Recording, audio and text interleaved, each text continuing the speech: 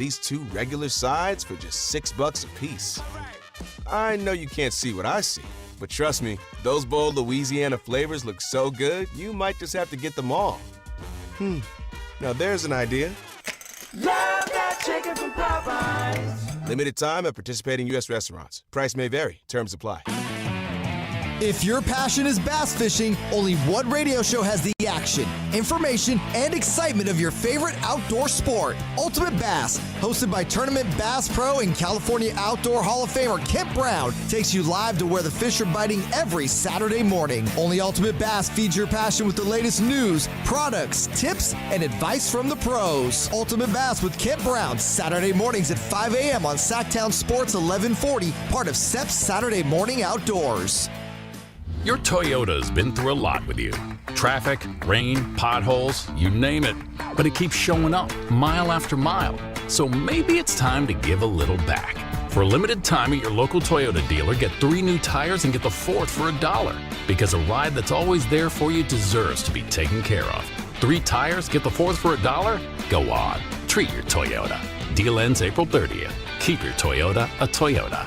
Restrictions apply. Toyota and Scion vehicles only. See participating Toyota dealers for details. Running a business takes grit, vision, and a partner who believes in your success as much as you do. At Valley Strong Credit Union, business banking is built around you. The entrepreneurs, the growers, the dreamers powering our community. Whether you need flexible checking, faster payments, or financing to take your next big step, Valley Strong brings local expertise and real relationships to every stage of your business. Because when local businesses thrive, the whole valley grows stronger. Valley Strong Credit Union. Grow your business, grow your future. ValleyStrong.com/business. Spring is here, and there's really nothing better than hitting the open road in a new Honda. Whether you're shopping new or pre-owned, Stockton Honda has the selection and savings, plus get top dollar for your trade. And while life's roads are often filled with bumps, buying from Stockton Honda couldn't be smoother. Wherever the road you travel might lead, Stockton Honda is happy to get you there. Come in today or go to StocktonHonda.com. Anytime, anywhere,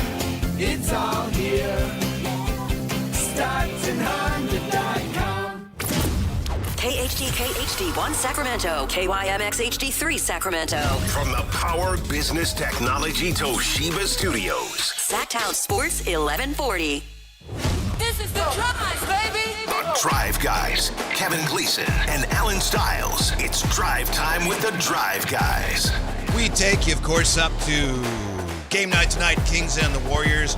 Got a lot to talk about when it comes to that, of course. But if I may, Alan, Jay, dear listener, this really irritates me. This is from The Athletic by Joe Rexrode. I don't know Joe. He may be an outstanding writer. He probably is if The Athletic publishes his stuff. But this really irritated me. Commentary.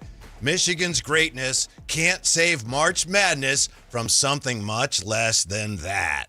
Basically saying this tournament, this was a really good tournament. It wasn't an all-timer or anything, but we had some memorable moments.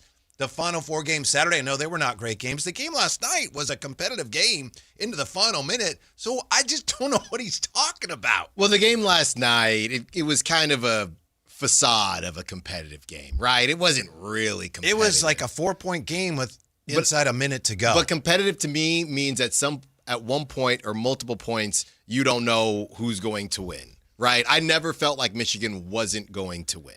Well, Alan, what was it, a 4-point game with 40-something seconds to go and UConn shot a 3? Yeah. So I understand your point, but still, I mean, I was watching, it's like if that game ever got out of hand, I was going to turn it to the Giants, but UConn kept creeping. Again, I'm not saying it's an all-timer, but to say like, well, man, I don't know what that was, but it was a March Madness. I remember that one game, for the most part, though, that's how it always is. You know, I was kind of explaining it's basketball, yeah. Well, I was just kind of explaining it just as far as March Madness. It goes really fast. And the bottom line is the most fun part about March Madness is the first weekend, right? And they boil it down quickly. After that first weekend, you're at the Sweet 16. So after the Sweet 16, that's when, you know, oh, well, now there's only 8 games left. And then you have the Elite 8 that same weekend, and then you have the Final Four. So it goes very quickly, and I feel like I've always had this feeling that the first weekend, the second, not even the second weekend, a little bit if you still have some Cinderellas hanging around. But that first weekend, there's just nothing like it. And a lot of times, once you get deeper into it, the end of the tournament does not match the beginning because there's less variables, things like that. I go back to that, what was it, Whitey? A couple years back, Texas Tech and Virginia. I remember that being a really good game, and somebody had the ball ricocheted off somebody out of bounds, and they replayed it and they changed the rule. But for the most part, this is what it typically is. The beginning of the tournament is a lot of fun, and then it kind of chills out because there's less teams, there's less storylines, and most of the time, specifically now at NIL, the cream of the crop rises. So it's not a new thing. I think that's a good thing because you have better teams, more really better teams means more better games, at least in theory. We did have, Santa Clara almost beat Duke. That was incredible. Right. And the UConn-Duke game. But I think you hit the nail on the head. And I think Kansas, right? Or I mean, Kentucky. Yeah, thank Santa you. Clara, Kentucky. Yeah, thank you. But I think that's what this writer is talking about. He's talking about how, no more Cinderellas. Right. Yeah, I get that. But to me, as I said when it happened, March Madness is more about the buzzer beaters and the exciting games than having some team that, oh, look at that. Can they do it again?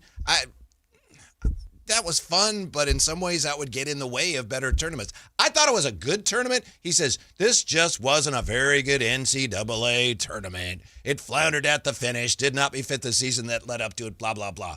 All right, if you wanted to find something to complain about with this tournament, you could find it. But to go out of your way to say, this wasn't a very good tournament, I mean, do you ever watch basketball? Yeah, I think the argument is, at the very least, it wasn't a bad tournament. Right? I don't look at it any differently than I've looked at tournaments in the past. Just off the top of your head, like you said, Whitey, that Kentucky-Santa Clara game was incredible. Yeah. Not only that, you don't even think about that Purdue game where he had that tip drill at the very end. There were a lot of situations like that. They just happened in the first 2 weekends. Yeah. For the most part. And we still had some of that later on, but no, St. Peter's is not going to be in the building. Florida Gulf Coast is not going to be in the building. I'm okay with that. I know some people say something is lost. It comes down to that, though. Have college sports' new realities negatively impacted the tournament? We've only had, I think 2? I'm okay with it so far. I think some people are just, wistful. Oh, it's not like it was in the old days. I'm okay with that. I don't know about you. Yeah, but even in the old days, you had somebody getting to the Final Four maybe, but they never finished the job. It was always still a blue blood for the most part finishing the job. So what are we arguing? Oh man, it would have been nice to see Bethune-Cookman get to the Sweet 16 because they don't win the whole thing, and that's just the reality. And most years, that's why it's surprising. Even prior to NIL, there wasn't always a situation like that. You can think specifically, like I couldn't tell you right now, Whitey, how far Florida Gulf Coast went. I remember they were dunking and it was a lot of fun. I don't think they went to the Final Four. I don't know. I remember it was a good story, but I couldn't tell you. I know, what was it with the sister who recently passed away, I know, in Illinois, Loyola, Chicago. I know they went to the Final Four. Sister Jean. I know they went to the Final Four, but for the most part, all these stories, St. Peter's, I don't remember. I remember it being a good story. So people like that type of stuff. But to your point, you know what I do remember? I think our buddy Bill Horinda's brother coached St. Peter's. There you go. Yeah. You know what I remember? I remember Jalen Suggs hitting that shot to go to the national championship. Right. And doing the Dwayne Wade standing on the scores table. Like, that's what I remember. Yeah. You know what I think? Well, to me anyway, it was the biggest surprise of the whole tournament. It wasn't a shocker like, but it was the way Michigan handled Arizona. Yeah. That was the biggest surprise of the whole thing to me. Yeah. That's not the type that you can write headlines about. You can't make a Disney movie about it, but that was stunning. Yeah. I mean, they handled it, and Yaxel was injured for majority of it. Yeah. And they got out quickly. And I think Arizona just got hit in the mouth really fast. Whitey, Koa Pete, we were talking about him and how I kind of struggle with somebody like the Kings drafting him. And somebody threw out a comp, and I thought it was pretty good just outside of the now outside shooting that he has. Somebody said Aaron Gordon. They said if Aaron Gordon, who now has a really good jump shot, he's probably the most important player outside of Jokic whenever the Nuggets get into the playoffs. But basically, if you were interested in Koa Pete, he's kind of like Aaron Gordon-esque, but he doesn't have that jump shot. Yeah, he yet. ain't no Aaron Gordon. I understand. No, but I'm not saying you're wrong. I'm just looking around. Yeah, he's super physical. Probably could have played football. I saw one, and I can't remember if it was Koa Pete or if it was Lindeborg. Now, somebody said that they remind them of Rui, but I can't remember which one it was now. Now, I like Rui. You know that. But Rui can shoot. Of course shoot. you do. He doesn't play defense. Well, no, he can. He's got a good frame on him. I didn't say he can or can't. I said he doesn't. No, he's got a good frame on him. You know, he can scoot back and forth, you know. He can do some things. Yeah. Don't sleep on Rui. Yeah. And they're going to need him. They're going to need him in the playoffs because nobody is healthy. I know. You got what? Luka and Austin Reeves going overseas, doing the McCaffrey thing. Oh, they're both? I knew Luka was. I got to check What do they Elon. do over there, Alan? I got to check Elon's Twitter, but I know Luka is, and I read. What do they do over there? Why does McCaffrey go over there? And then Luka goes over there. Why? Look, you know. What do they have over there that we don't have over here? They just want to, you know, cross their T's and dot their I's. That's all. I think it might be some of that platelet-rich plasma stuff that I don't know if you can do it here. There are some techniques for healing that I don't think. That's what I need before the wiffle ball. I need that before wiffle ball so I can make sure I'm ready. Where? How many spots in your body do you need it? A couple. I just want to make sure I'm, you know, in tip-top shape. Yeah. Well, you don't have to run the bases or anything. You don't run the bases in wiffle ball? I don't think so. Well, everything's like, oh, that's a double. Okay. Runner moves 2 bases, whatever. Yeah. But there's no runner. There's no runner. You do have to run and catch the ball. Right. It's a if ghost I'm pitching runner. and you don't catch the ball. Well, don't get me mad. What Matt Chapman did, that's going to be nothing compared No, don't get me mad. I'll get Hey, Jay, I'll get T-Rex arms on him if he tick me off. I'll get them alligator arms. Adopted the dog. He's been terrible since then, too, Matt Chapman. Yeah, he's got a little bit of a scatter arm all of a sudden, huh? Probably because he's like, I don't know if anyone's going to catch this. No, come on now. He's been hitting. Don't you think that'll mess with your confidence a little bit? No, you throw the ball. Uh-huh. Just throw the ball. Well, that's what he's doing. He has been hitting a little bit though. Not enough, but they have been. Mm-hmm. Yeah, we'll get around to that ball club. Yeah, maybe we will. Continue to struggle a little bit. The bullpen's struggling a little bit, Alan. Yeah, Baraki should be banned. Ban Baraki. Yeah. I'm done. Especially but against a right-handed hitter. You might as well. Yeah. Baraki against a righty, just put the ball on a tee. Seriously. Maybe they'll hit it at somebody. But here's the thing, Whitey. This is the same thing I said when it was Farhan, right? I guess the goal when they brought in Farhan, they had some bad contracts. They wanted to figure out the books, okay? So with Buster, you know, I don't know if he's good at his job yet. I also don't know when it comes to the conversation of how much money. Greg Johnson came out over the offseason and he said, we've never had to tell Buster no. That's the chairman of the board for the Giants? Yes. Yeah. He said, we've never had to tell Buster no. I don't know if that means we didn't have to tell him no because he knew better than to ask, right? Like that sounds like exactly. There's no limit. To what right, but really it's Buster here's the budget. So you can take that a couple different ways, but you know, for all the armchair GMs and armchair president of basketball, baseball operations out there, everybody knew this bullpen was going to be sketchy, and Buster went on the flagship and he said, you know, the bullpen's one of those things. It's just a variable. It's hard to control. A bullpen can get hot. I'm thinking, excuse me? Like, Buster, you know. He should know. You literally know. This is how you win games. Yes. So last night they put up 4, which is good for them. It equals how many they've scored within the last couple games here. A good bullpen of baseball, it's almost like really good special teams in football. Yeah. You don't necessarily notice it, but it helps you win a lot more games. Yeah, and right now there's just no belief. It's the same thing. I think even to not even get into the even years, this happened last season. Last season, after they moved off of Rodgers, they moved off of Doval, who had struggled, they lost games because of their bullpen. So to run it back with Baraki, they weren't even letting him on the mound in Pittsburgh or wherever he was last. So very weird out of Buster, and we're not even having to wait too long to tell him, you know, we knew this was going to happen because they've already blown about 3 games. Yes, and tonight we've got the Kings and the Warriors, 2 teams again that probably are not as motivated to win as you would think 2 NBA teams would be. But that's just the way the NBA is. That is. I mean, there's chance, if you're watching a basketball game What, Whitey? There's a 50% chance one of the teams is not trying to win. Which is pretty crazy. Close to that. It's pretty crazy. Yeah. This is the first Warriors game with no Ellis Island. So that'll be interesting. You know, how Keon used to lock up Steph. So I see. We won't get that. I don't know who checked Steph tonight. He looked great against the Rockets. I don't know if they just spam double teams again. I don't like that, Whitey. I like a mano-y-mano. Remember when Devin Booker got mad that they were double teaming him at that pickup game? That's how I feel. I don't want – this should be a training ground for the Kings. I don't want to see them run one double team at Steph Curry. Allen. In defense in basketball, it's not I stop you, you stop him. We stop them. That's not what I'm saying. However we can. No, that's not what I'm saying. I'm saying spamming double teams is ridiculous. Somebody, if I'm Nick Clifford, I'm saying, yo. Why is it ridiculous? Because it's not real basketball.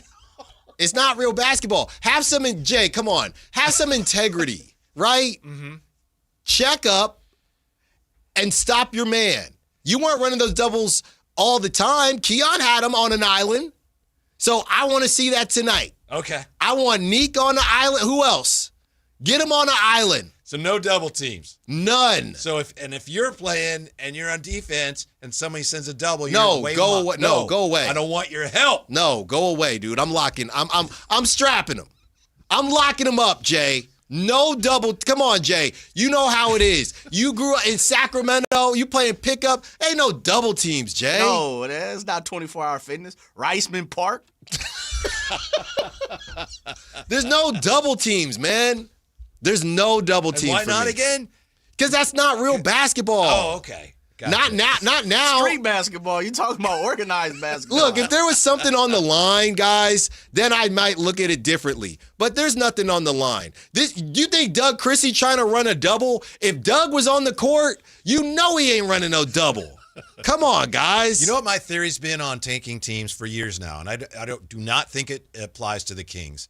But I've noticed over the years, I think I first noticed it with a team like Houston when they were tanking, when they had Jalen Green and they brought in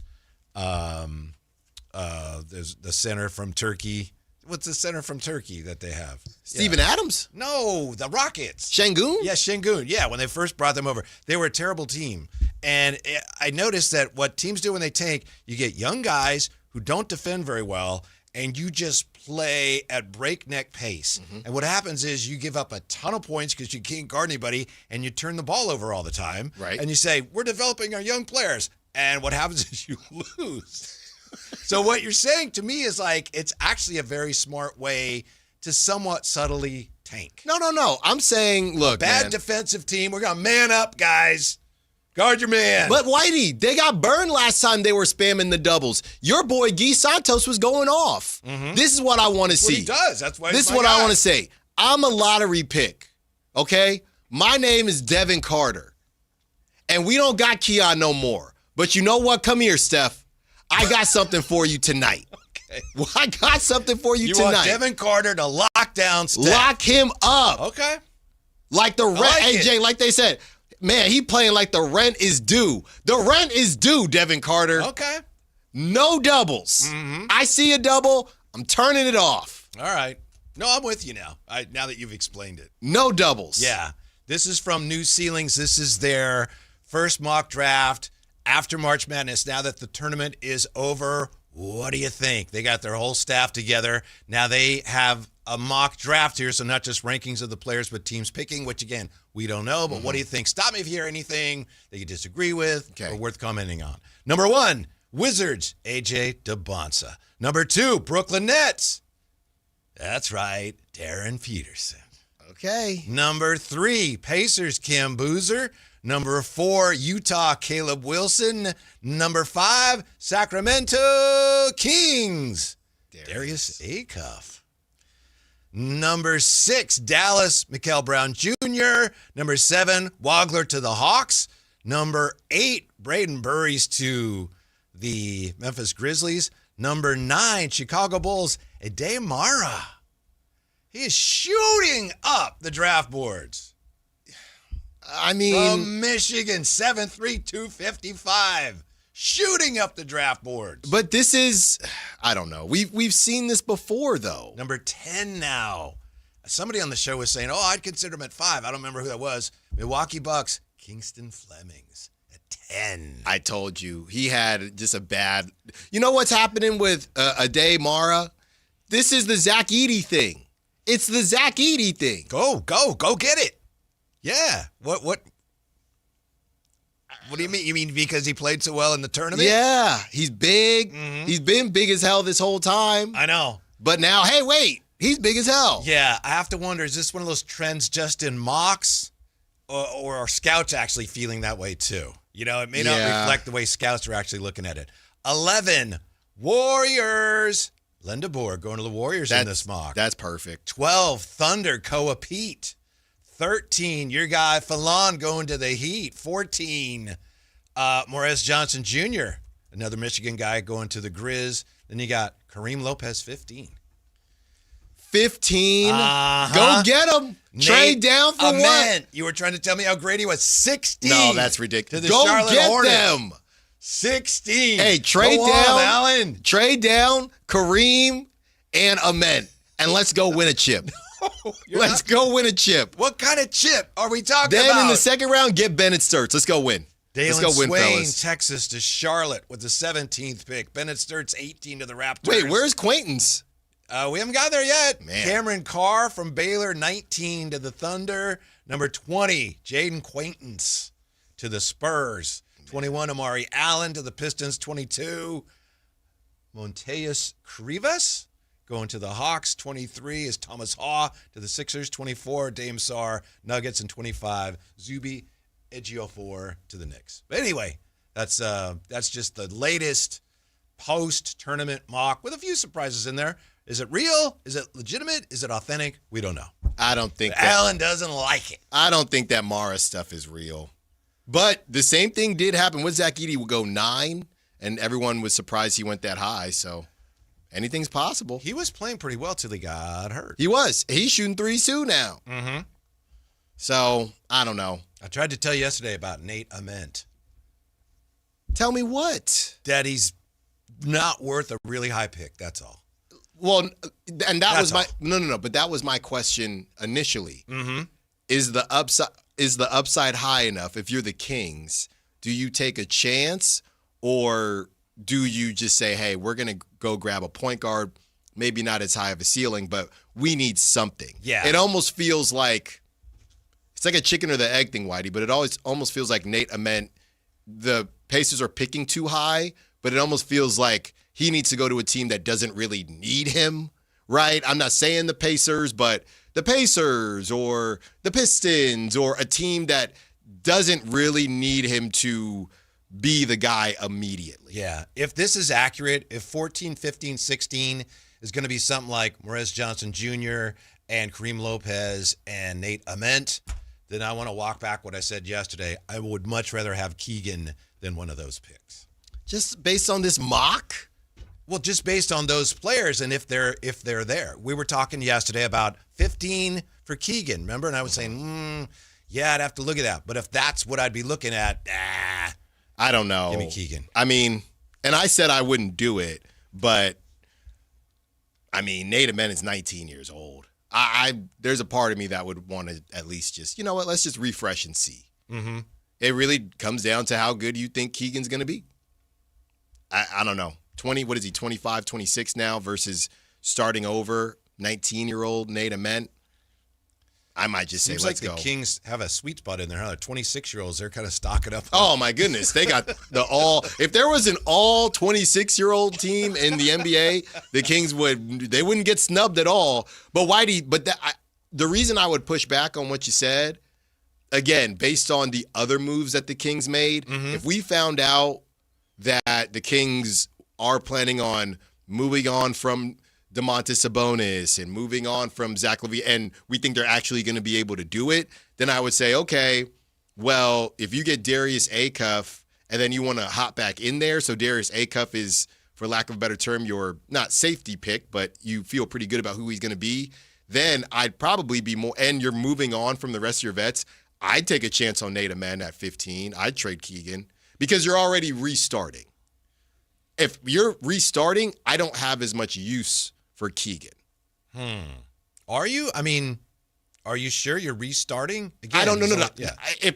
That's what I'm saying. If you think you're still going to have to hang on to Levine, and we'll talk about Levine, but Levine and Domas, then yeah, maybe you go get Acuff and you get somebody else that you feel can help you sooner than late. You can't.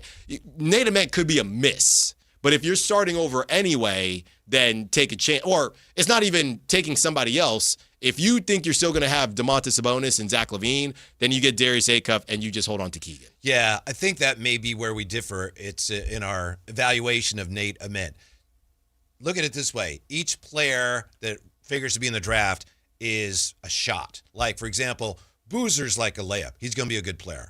DeBonsa, that's like a layup. Where is Acuff? Probably like bottom of the circle jumper, like a 10-foot or something like that. Push shot. Yeah. Push shot. Yeah. Nate Amen to me is like it's a logo 3. No. You guys make those now, but no, Whitey. It's a 3. To me, it's a corner 3. It's a corner, yes. To me, it's not. Yeah. That's you've never shots. Liked him. You think just you better hope they don't draft him. I don't. No. You better hope they don't draft him. Why? Because you never gave him a chance. Well, maybe they'll draft him, and I'll be proven right, Alan. You never gave him a chance. That's why I hope they don't draft. They better not draft him. I hope they don't because I'm going to be proven right. We're going to be going, oh no, why didn't we listen to you? I mean, look, at 15, it is what it is, right? That's a lot different. Mean? Everything is. Tell me one thing that isn't what it is. No, it isn't what it is if you draft him at 7. If you draft him at 15, at 15, and again, this is different than moving on from Keegan for it, but I'll take a daddy hack down 2-0 swinging, 3-1 swinging, 3-0. Give me the green light. I'll take a daddy hack at 15. I'm doing that, Whitey. I'm dropping the shoulder and getting the launch angle at 15. But we're talking about also getting rid of Keegan to do it, right? Isn't that what we're talking about? Well, technically, yes. Yeah. And I thought you made a great point yesterday. I actually do pay attention to what you say. Well, you're here. You pointed out that if you trade Keegan now, you're trading him when his value is not very high. Mm-hmm. Yeah, this is not selling high. He hasn't played well last couple of years. No, this is not selling high. Yeah. But it's not a very good way to maximize your assets. But at that, we don't know if Keegan's going to get back to what he did. True. Fresh or, his rookie year, anything like that. So, in my opinion, if selling low, is there somebody that you could like more? Mm-hmm. You're looking at No Ceilings and they're outstanding. We love having them on the show. But if you look at Tankathon and you see, look, Braylon Mullins. Mm-hmm. Right now, obviously, if you went point guard early, you wouldn't get Braylon Mullins as well. But if you saw, Thomas Ha or Chris Sinak or anybody like that, I know Koa Pete's not my cup of tea, but is there somebody that could convince you of that? What if you went Darius Acuff and Linda Borg? Oh, and you lose Keegan for that. I'd consider that. I'm not the biggest Acuff guy, but that would be close to a haul. By the way, a debate going on here in the chat. Robbie Cakes and Nick V over 26. Is that old in the NBA? Robbie Cakes says it's crazy to me that 26 is old.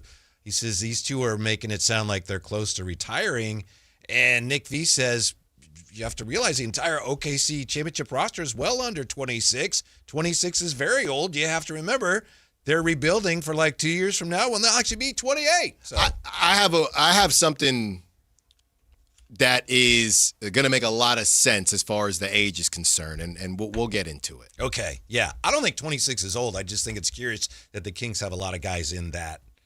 Yeah, and I know we got Law Murray up next, so I'll just say it quickly now. Okay. Basically, it's not about being old. It's about how old you are compared to when you have your first leap, right? Most guys at 26, you've kind of seen a flash of something. Yeah. Like for example, Denny Abdia having a breakout year. How old is he? 25. Maybe Keegan would have had it if he stayed healthy, but once you get to the late 20s, that's when you start wondering, maybe he just is who he is. Mm-hmm. Yeah, Law Murray from The Athletic going to join us. He says lack of direction was the Kings' biggest problem this season. We'll ask him to explain that next on Sactown Sports. The Kings play here, baby! Tonight, Kings and Warriors. Game night with Scott Marsh and the high flyer Henry Turner. Starts at 5:30 with tip-off at 7. Listen to your Sacramento Kings. On the official home of Kings basketball, Sactown Sports 1140.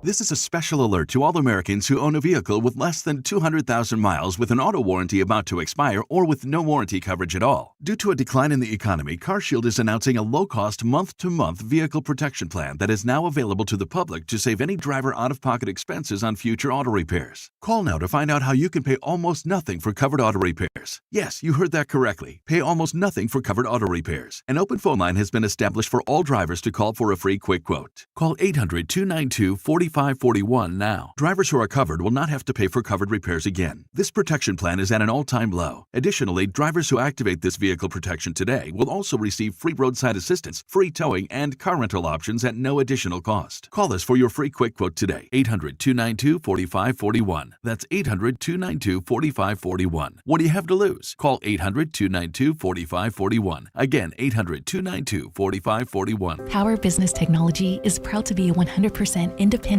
locally owned and managed Toshiba copier dealer. Local ownership cuts out the red tape, allowing ourselves to never be too busy to personally answer the call when our clients need us. Recognized for excellence in service execution, training, and customer service, we're proud to be named a Toshiba ProMasters Elite dealer since 2021. Contact us today for all of your business printing needs at 844-POWER-BZ. That's 844-769-3729, or visit us at powercopiers.com. Progressive knows you could have easily taken the freeway, but you took the scenic route to see a waterfall and an oddly busy boiled peanut stand. Discovering the unexpected is exactly why you bought an RV, so protect it with a bundle from Progressive. Because although you may be 3 hours behind schedule, you're 6 jars of jam richer and possibly enrolled in a butter churning workshop. Switch to Progressive and protect your RV, boat, or motorcycle by bundling with your home or auto insurance. Progressive Casualty Insurance Company affiliates and third-party insurers. Not available in all states or situations. This is the story of the one. As a procurement manager for a hospital system, she keeps every facility in her network stocked and ready. That's why she counts on Grainger to be her single source for thousands of products, from disinfectants to lighting, air filters, and more. And with fast, dependable delivery, Grainger helps her keep every facility stocked, safe, and running smoothly. Call 1-800-GRAINGER, click Grainger.com, or just stop by. Grainger, for the ones who get it done.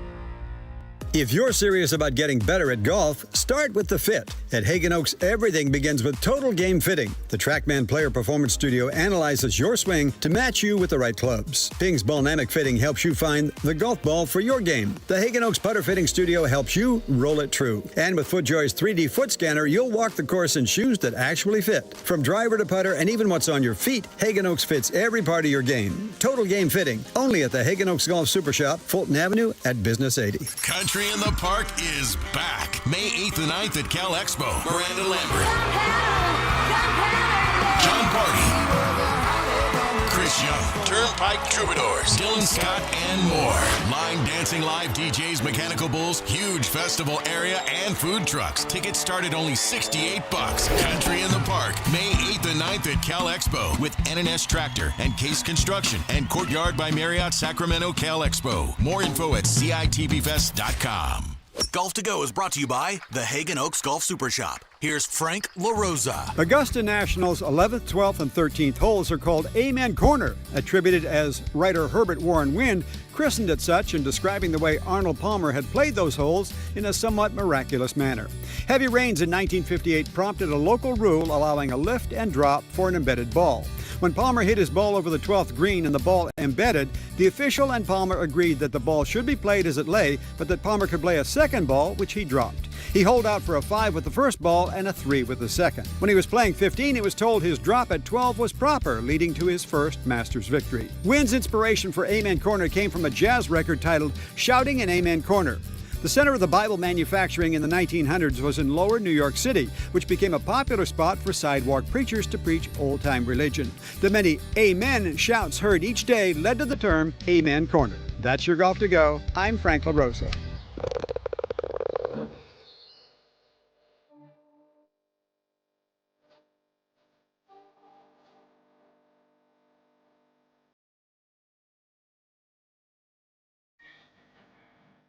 Live and local, it's the Drive Guys.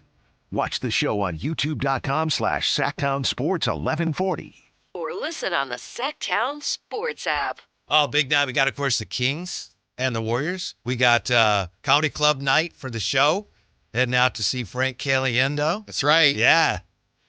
Excited about that, Alan? Excited. Yeah. Jay, Alan. Got the permission slip. Uh-huh. Mm-hmm. And we're excited right now because we're going to be joined by one of our favorite guests from The Athletic.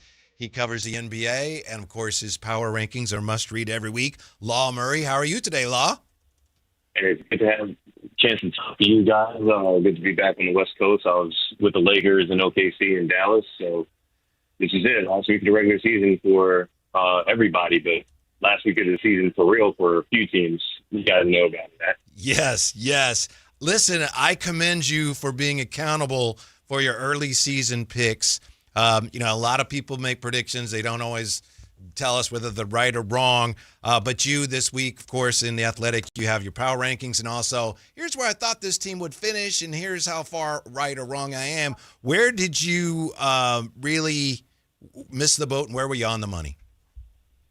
Well, it was obviously easier to recall where I missed things because people let me know about that stuff the whole damn season. I mean, when the Clippers had lost 19 out of 22 for that stretch between the beginning of November and mid-December, people let me know about that every single week. And this guy thought that they were going to be second in the West. And it's like, you know what's funny? That team actually played up to that status from the middle of December on for the most part. Now, I will say that a team like the San Antonio Spurs, I thought they'd sneak into the playoffs. These dudes, they're a sneeze away from the 1 seed. They're more than likely not going to get it. But the San Antonio Spurs are a year early to me. It reminds me of the Thunder and how they ascended 2 years ago. They went from a team that didn't survive the play-in tournament after years of tanking to getting the 1 seed in a fight, and so there are teams that I missed on like that, like Boston. That was my biggest miss by far. I thought that they were going to have the season that the Indiana Pacers wound up having. I thought that Boston was going to fall apart physically and not have a whole lot in terms of depth and to have a fire sale and to take a gap year. Instead, Joe Mazzulla, Jaylen Brown, Derek White, all those dudes, they did such a good job of holding the fort down that they earned Jason Tatum back. And so a team that I thought was going to be bottom 5 is top 5. I'll acknowledge that. But there are teams that I was right on, and people might have gave me a side eye back in the fall, but I don't hear from those people anymore. I said the Milwaukee Bucks. They would be in the bottom half of the conference. And if anything, I shouldn't have thought that Giannis was going to be able to even get a play-in tournament. I thought they were going to be a play-in tournament team, and from there they'd survive the play-in tournament. They were so bad that they didn't even get to that point. There were teams that, I'll tell you what, the Atlanta Hawks is confusing because they've been as good as they've been in the part of the season post All-Star break that is tricky to really analyze. But, I mean, look at them. They went safely in the play-in tournament to they're the best team out of the teams outside the top 4 in the Eastern Conference. And the Eastern Conference in general, like, everyone loves to crap on the East because, again, a lot of people in their second childhood when it comes to the sports stuff, the East was bad when I was growing up. So I'm used to the East being bad. It's like, no, the Eastern Conference has depth that even the West doesn't quite have. Wow. Like those teams that make the play-in tournament, not only will they have earned it, but like it's going to be the most interesting play-in tournament since they started having it. And that's saying a lot. That's the case in both conferences, but I think the East is going to have 10 teams with winning records. And that's not how we are used to talking about the Eastern Conference this year. And that's with teams that are pretty good at the top. So, there are teams that I missed on. There are teams that I probably should have been even stronger on in terms of my convictions. And then there are teams where I was right on the money. Dallas Mavericks, look, people really thought they were going to make a run this year. People really treated them like, oh, they're the 2024 team that made the finals. Just swap Luka out and put Cooper Flag in.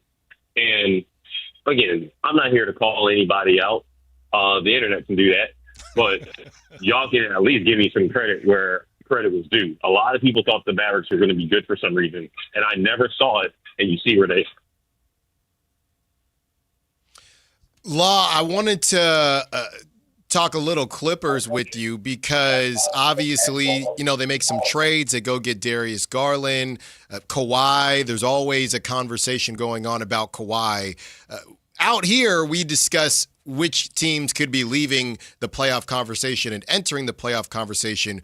What's next for the Clippers, assuming, this season ends fairly early, if they sneak into the playoffs or whatever the case is? What's next for the Clippers? Is Kawhi going to be on the team next year? Even Ty Lue, from a coaching standpoint, is he going to rock with this young crew of Benedict Mathurin and Darius Garland, or is his time coming to a close? What's next for the Los Angeles Clippers? Well, I can start with Tyronn Lue because that's easy. He ain't going nowhere. He's under contract. He has a guard that he is not only happy to have, but it's a guard that they had a relationship for a while. Jared Weiss got a chance to talk to Darius Garland and got that story. And, that's a story that I already had.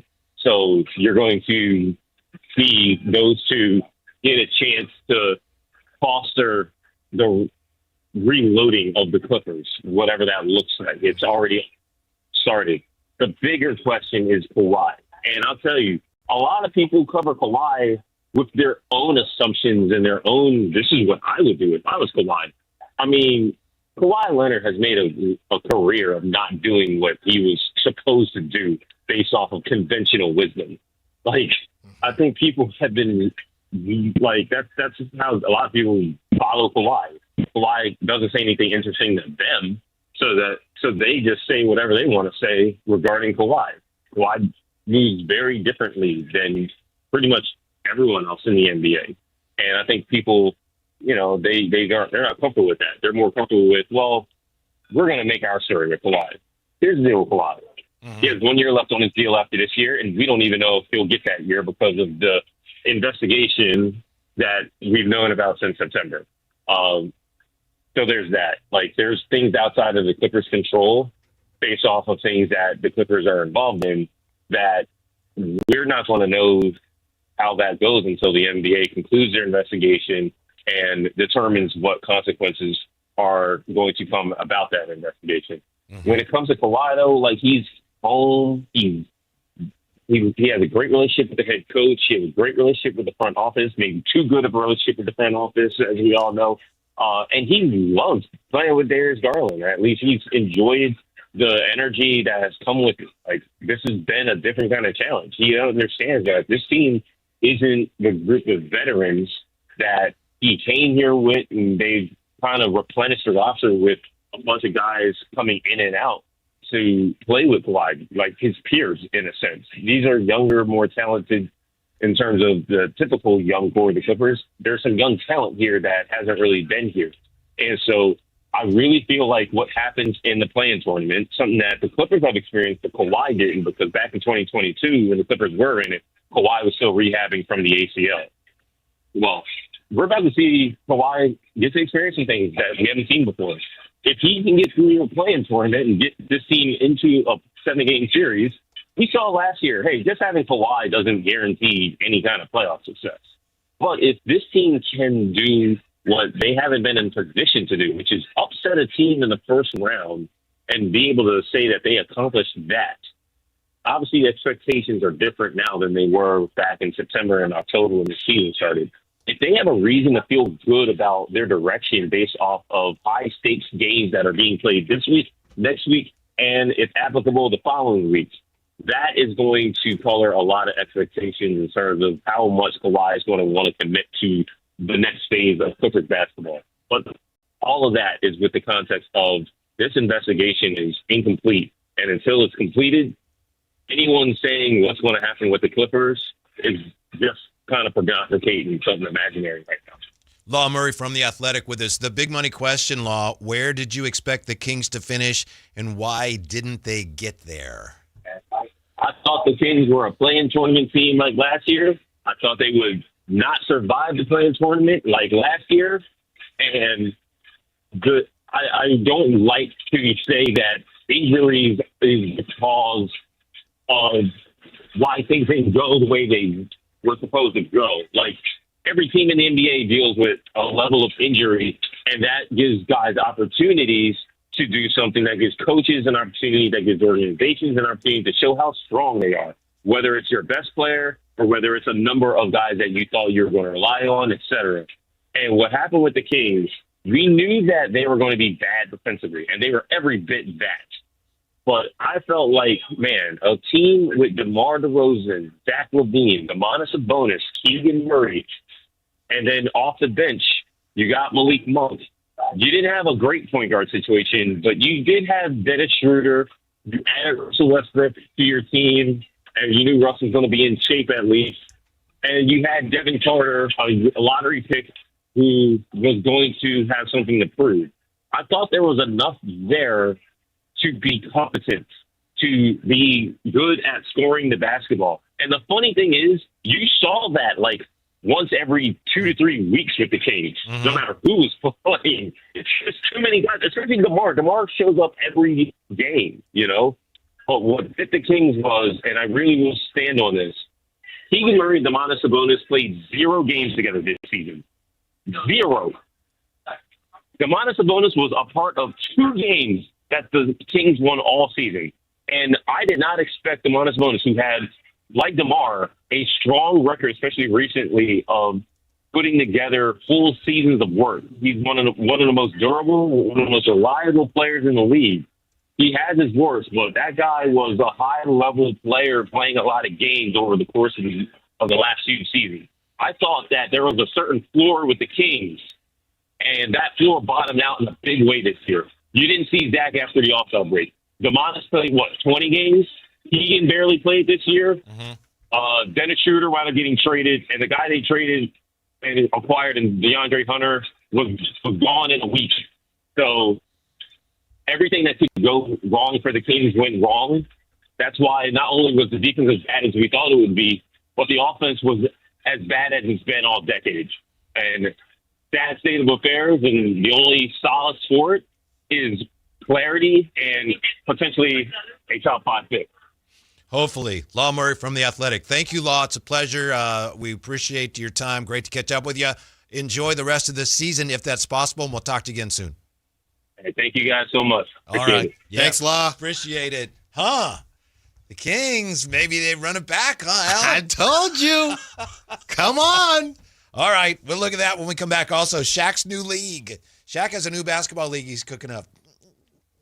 I think I'll pass. What do you think? Next, Sactown Sports. Capital Casino is conveniently located in downtown, 411 16th Street, and has been a part of the greater Sacramento area for over 20 years. They offer the best variety of games in the region in a safe and friendly environment, and there's plenty of parking, all well lit and monitored by security.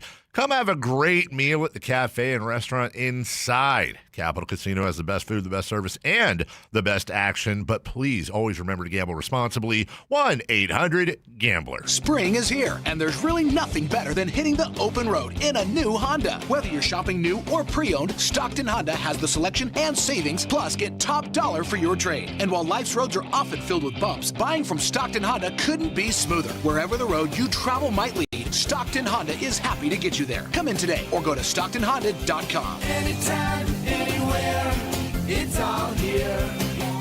StocktonHonda.com. When life calls for a little extra, a kitchen upgrade, paying off debt, or that dream vacation, Valley Strong Credit Union is here to help. With a Valley Strong home equity loan, you can tap into your home's value with competitive rates, flexible terms, and local guidance you can trust. Get approved in as little as 5 minutes, with funding in as few as 5 days. Your goals are within reach. Visit valleystrong.com to get your offer today. Valley Strong Credit Union. Grow your possibilities. Equal housing lender, NMLS number 456506. You bought an RV, and you got an automatic discount from Progressive by bundling it with your home or auto insurance. That's great, but a serious word of warning every RVer should heed. You don't need to talk about things like dry weight or dump stations. And you don't need one of those expensive water filter straws either. Because the most extreme thing most RVers encounter is a campsite without hookups. So just enjoy yourself. And Progressive's automatic discount when you bundle your RV, boat, or motorcycle with your home or auto insurance. Progressive Casualty Insurance Company and Affiliates. Not available in all states or situations. That sound? Yeah, that's not a good sign. Hey, it's Drew Brees. And when your car starts making noises like that, a big repair bill might be coming right at you. But with CarShield, you don't have to fear unexpected breakdowns. CarShield helps protect you from expensive auto repairs. I spent my career making tough calls, but this one is simple. Visit carshield.com now and join the team that's helped millions of drivers save. Coverage varies by plan. View contracts and exclusions at carshield.com. Bring the entire family out to Sutter Health Park for Sacramento River Cats baseball. From exciting action on the field to smiles in the stands, it's the perfect place to make family memories. Plan your next family night out at the ballpark. Get your tickets at rivercats.com. Wesley is a truck driver. I drive a truck, and I love what I do. A truck driver with IRS troubles. They told me I owed them $43,000. It got really bad. Quite a few letters in the mail. They were talking about wage garnishment coming after my house, my car. Yeah, they don't play around. I seriously thought that I was going to lose everything. One sleepless night, Wesley finally made a call to Optima Tax Relief at 2 a.m. Kind of figured I'd get a machine, but I didn't. I actually got to talk to an actual person in the middle of the night. He found just what he was looking for. Oh, they were great people. You need a team of people that know what they're doing. Optima Tax, they know what they're doing. Optima Tax Relief came through with flying colors. I saved an incredible amount of money. Happy don't even come close. I was absolutely overjoyed. Take Wesley's advice. If you're in any kind of trouble with the IRS, call Optima Tax Relief. Don't trust anybody else. Call Optima for a free consultation. Call 800-343-6460. 800-343-6460. 800-343-6460. Optima Tax Relief. Some restrictions apply. For complete details, please visit OptimaTaxRelief.com.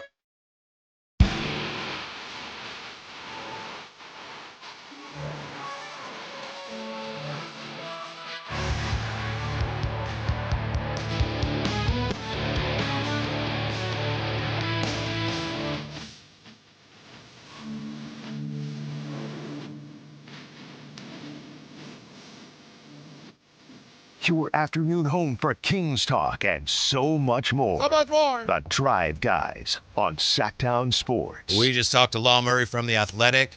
Law Murray says, the Kings, he thought they'd be better this year. He thought they'd be a play-in team. Mm-hmm. That's what he has this week in The Athletic with his rankings. He has our rankings, but also where he thought teams would end up. And he just told us he thought the Kings would be a play-in team. And so why weren't they? He says, just like Vivek said, they just had so many injuries. So the more he talked about how few games Domas played, how few games Keegan and Domas played together, Allen started getting that look in his eye.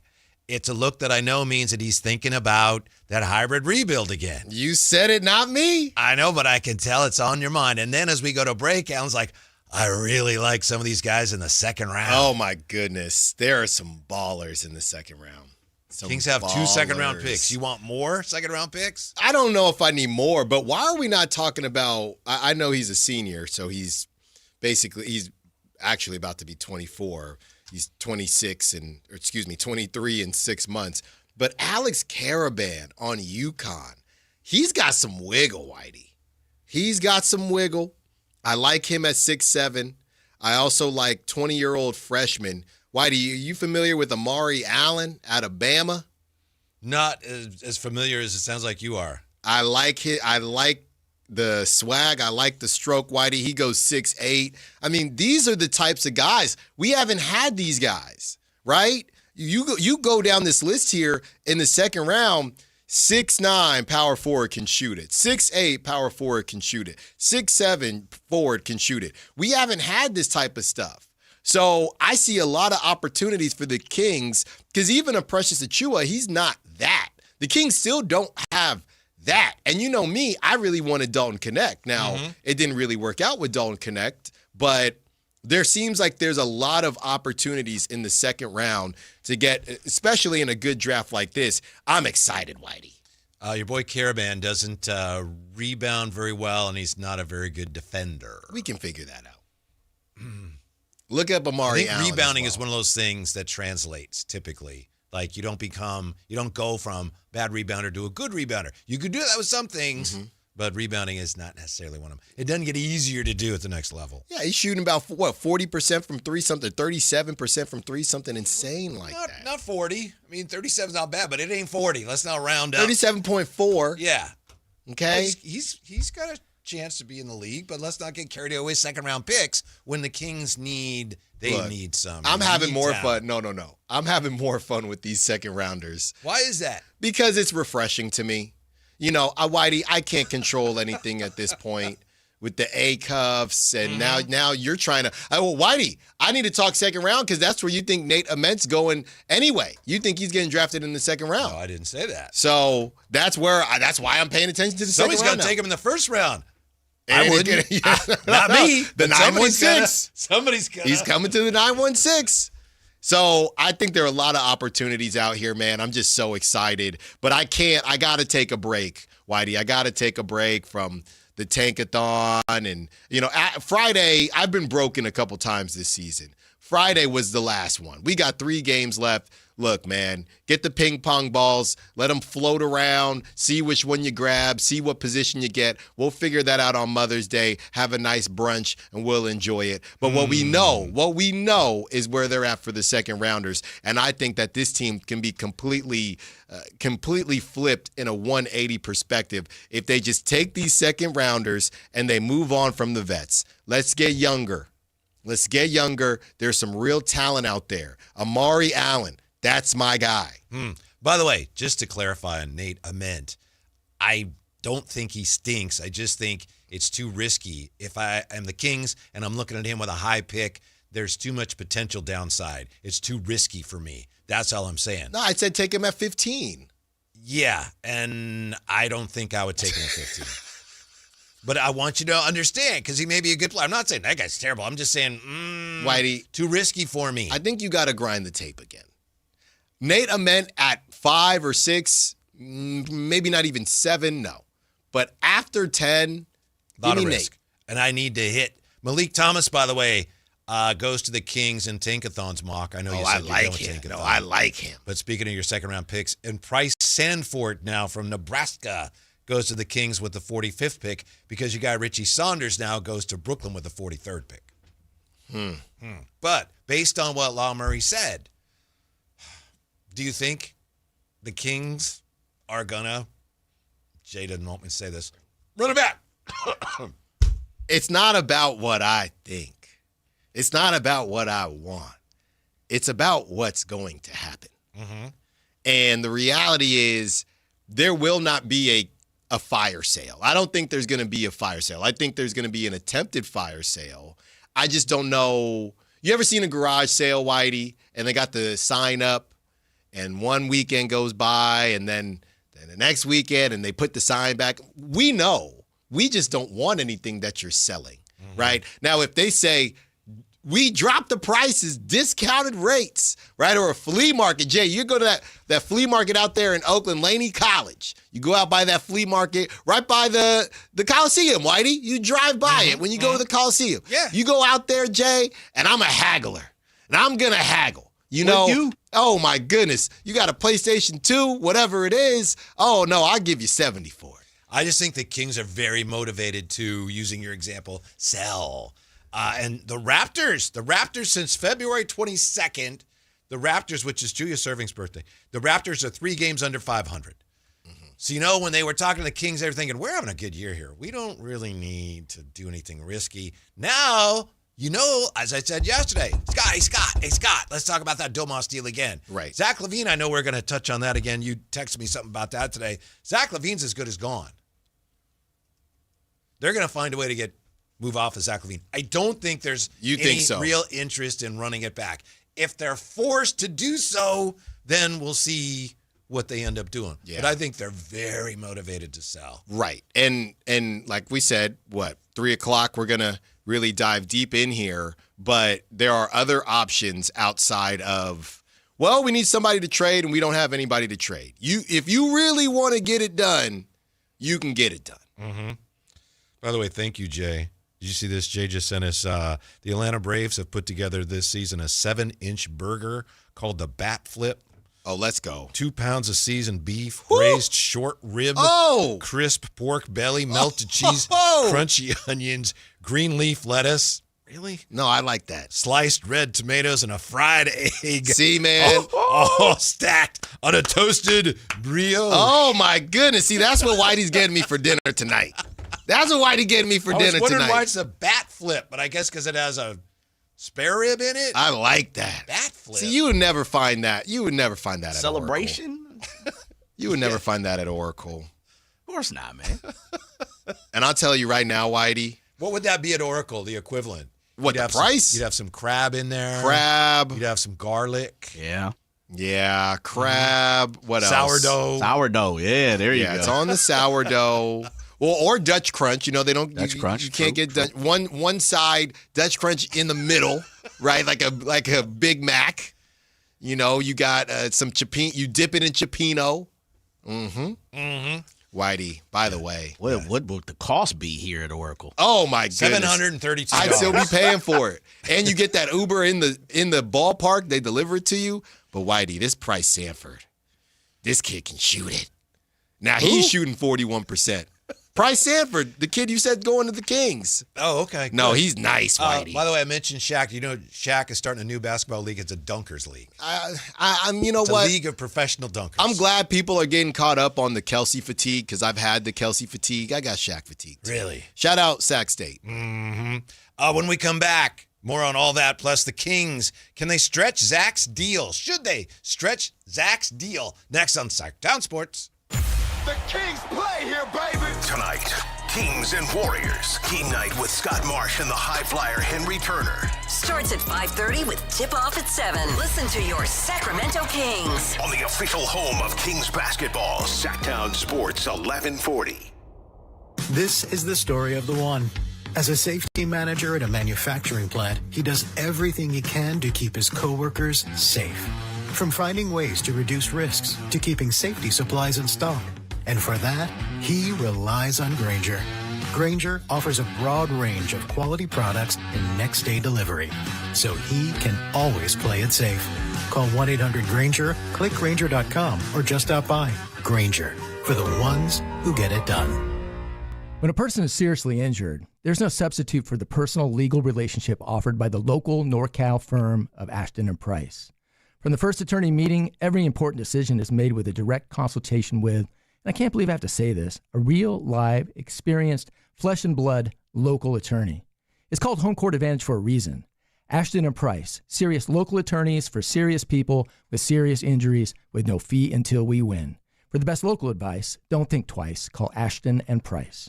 Your business moves fast. Your bank should keep up. At Valley Strong Credit Union, business banking is built for momentum with tools that help you manage cash flow, streamline payments, and fuel growth. Right now, there's never been a better time to switch. Open a new Valley Strong business account and get 3 months of business banking products and services free, up to $750 in value to power your next big move. Because when your business runs stronger, the whole Valley does too. Valley Strong Credit Union. Grow your business, grow your future. At valleystrong.com/business.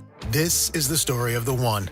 As a maintenance tech at a university, he knows ordering from multiple suppliers takes time away from keeping their arena up and running. That's why he counts on Grainger to get everything he needs, from lighting and HVAC parts to plumbing supplies, all in one place. And with fast, dependable delivery, he's stocked and ready for the next tip-off. Call 1-800-GRAINGER, click Grainger.com, or just stop by. Grainger, for the ones who get it done. Pump up the volume. Business moves fast. Orders roll in, deadlines close in. When you ship with USPS Ground Advantage, you can keep up with confidence. Every package stays in our secure network from dock to door. And with nationwide reach, dependable tracking, and upfront affordable pricing, you get built-in peace of mind. You run the business. We run the routes. Visit USPS.com/Ground Advantage to learn more. Maida Subaru says yes to big savings on the new Subaru you want. Yes to outstanding lease offers and financing as low as 0% on select models. Visit MaidaSubaru.com. Click the Maida Says Yes button to unlock your savings today. Bring in ready credit. KHTK HD1 Sacramento, KYMX HD3 Sacramento. From the Power Business Technology Toshiba Studios. This is Sactown Sports 1140.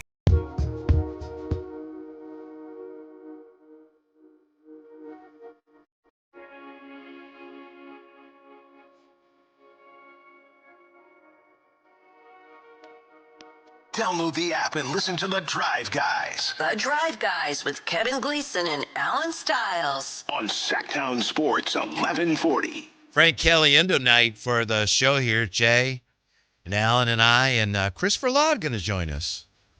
It's going to be fun. Yeah. It's going to be fun. We know what time it is. Nobody wants to get up for 30 years in a row and get up at 5 in the morning, 4:30, and be at work at 5:30. Oh, excuse me, Whitey.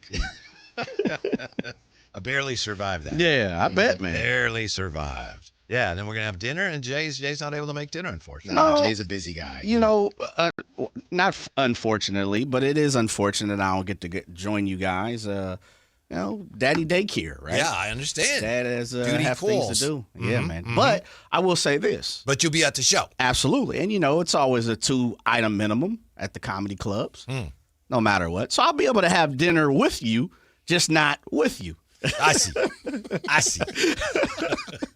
So I'll be able to, you know, that'll be my dinner. I'll pull up, and, you know, that's normally how I operate is have dinner as one of my items. Oh, okay. That you have to have at the comedy club, you know, 2-item minimum. So. We each have to have 2 items? Yes, sir.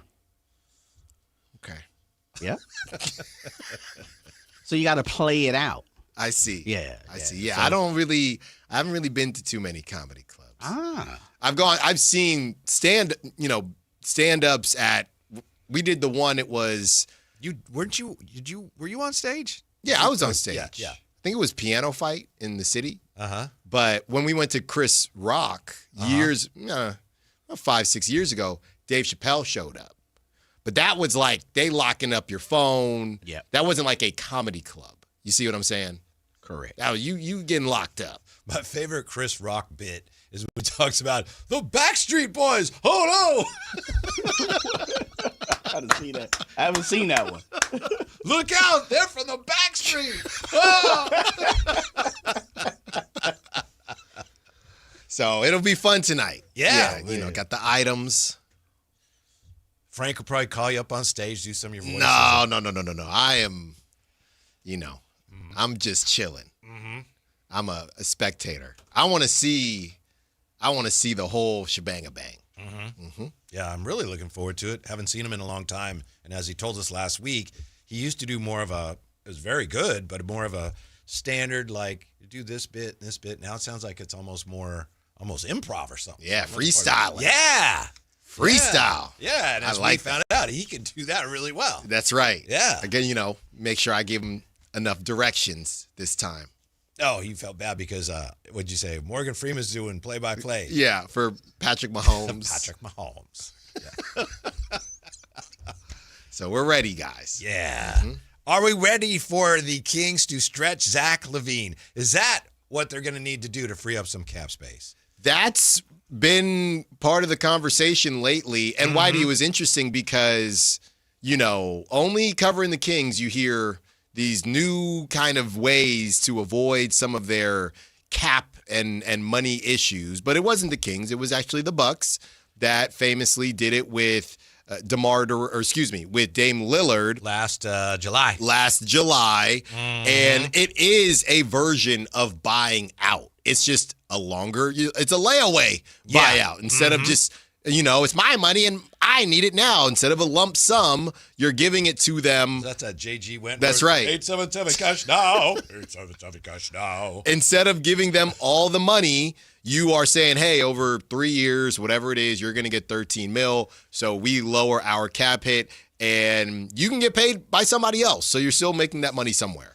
Here's a story from January. The Bucks made an unprecedented move, waiving Dame Lillard with 2 years and $112.6 million remaining on his contract. They used a stretch provision, which means they will pay the 9-time All-Star the rest of what he's owed over the next 5 years.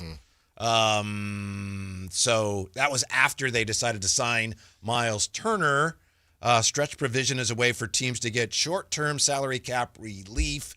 Using it does not save a team any money, but it allows a team to pay the waived player over twice the number of years remaining on his contract, plus 1. So that would be 3 for Zach LaVine, right? Because he's got twice would be 2 because he's got 1 more year. Yes. And then you add on that extra year. So 3 years to pay off that if it stays at, it might go down. He might say, I'll go down to $39 million because another team is going to pay him something too. Right.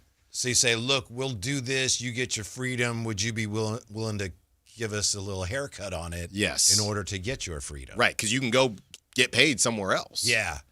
I don't know. If I was Zach LaVine, I might say, I'm not doing that. Okay, well, then we're going to need you to, I don't know. Yeah. Be careful No, I here. get it. You're going to need you to be bought in if you're going to, you can't just be here to be here. You know, we heard all the rumors about, what was it, Atlanta. There was another team as well. So if you're going to be here. I've heard over the years Denver was interested. Yeah, but I think that was before the Cam Johnson thing. Yeah. And Cam Johnson, they have a situation, Denver does. Cam Johnson might be on the move again because Denver now wants to pay Peyton Watson. So they might move on from Cam Johnson. The point to me is this. While you can make the case as Law Murray just did that, wow, the Kings, they had enough talent to play better this year. Mm-hmm. I don't think there's any way you can convince me that the Kings are going to run it back next year. Okay. We'll see. I could be wrong. Yeah. But all the indications to me are that they're trying to move off of these things and refresh the roster and turn it over. Again, I'm not saying what's right, what's wrong. I mean, I agree with that, but that's not my point. My point is all the indications from what Scott Perry's been saying is that he wants to move on from some of these big contracts. Mm-hmm. And last year at the deadline, it's like, okay, well, we couldn't get what we wanted, but that's all right. But now you're to the point here this offseason, I think, where okay, now we have to do something. Well, I think here's the issue with the idea of the trades. Well, number one, getting back value, that has been the number one issue because teams were trying to get the Kings to give them draft capital. And Scott Perry saying, I'm not doing any of that. But now you look at it and it becomes, you can't just get rid of guys, right? You can't trade guys without the money basically matching. So that's why you might have to say, hey, we don't really want to trade with Zach trade Zach because we know what we're going to get back. We're not going to like it that much. And it's still a ton of money that we don't want to spend anymore. So this gives us a better opportunity. And here's the thing, Whitey, you could look at it like this. As it stands right now, there's no way the Kings can keep the guys they have and sign Precious, right? Yeah. So you could look at it and say, if Zach LaVine agrees to a stretch provision, that is essentially a trade. Now, I might be Stretch Armstrong a little bit, but it's essentially a trade because it allows us to offer money to Precious Achiuwa that we could not offer with Zach LaVine at $49 million. Yeah. So instead of a legitimate trade with another team, how about this? Zach, you take 39, whatever the case is, over the next 3 years, and that allows us to keep Precious Achiuwa, and that's the quote-unquote trade. Yeah, and again, just to clarify this, because I'm also trying to make sure I have my ducks in a row on this, as far as how it works when you stretch somebody. Before waiving Dame Lillard, the Bucks owed him more than $54 million for this season and then more than $58 million next season. But after they stretched him, they owed him $22.5 every season through 29-30. Mm-hmm. Yeah, so just... Right. So layaway. You're getting your money over a longer period, and this year to year, we have a little more room to work with. Yes, because you're not getting literally you're not paying the larger amount. Mm-hmm. And that's how, the NBA, again, it's short-term relief. Yeah. And by the way, that was the largest wave and stretch transaction ever, the one they did with Dame Lillard. So, yeah. And they did it, I wouldn't say for no reason, but they still have so many issues, the Bucks do. So, I think it would be a cleaner situation with the Kings because they're not necessarily doing it because they are trying to convince anybody to stay like Giannis. They're just trying to clear the books. And again, as I keep saying, these trade conversations, and here's the other thing, Whitey, you can say the same thing for Malik, right? They're going to have 3 young Bucks coming in. I don't need to trade for 2 random players for Zach LaVine and 1 random player for Malik Monk, who probably is not going to have that same value, which is why they're willing to trade for us for Malik Monk. they can't just stretch and waive everyone. I would imagine you can't do that to everyone, include Malik and Zach. That's you a can't good do that question. Right, just do it to everybody. How many players you can do it to? Just do it. It's just credit. You're just running it like credit. Yeah. We'll just pay it off later. It just starts to pile up. You keep moving stuff down No, the road. yeah. Look down the road. Things are piling up. No, we're there. good. We're good. But I don't think they want to sit there and make trades for these guys because they're, number one, not going to get value. And number two, to your point, if they aren't going to do the hybrid rebuild, let's turn the page. I know I'm not going to get back full value for Malik. And what, he's going to still have 2 more years left on his deal. Now, I don't know what they can do with Malik because we were talking about Zach LaVine. But at this point, I don't think they're tripping off of what they could get back for trades. I think it's more about how do we clear this deck so we can let our young bucks just do what they got to do next season. Maybe they stink again, or I should say, maybe they focus on developing the youth, and they could find out, or they could end up with the Stokes or whoever it is in 2027.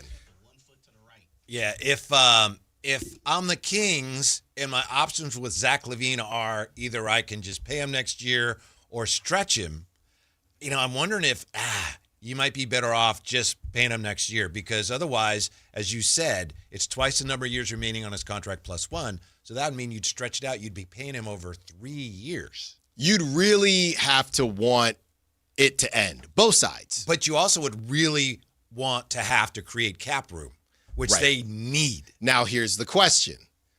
Zach LaVine, now they're going to run this normally, of course, and we'll see if there's anybody interested.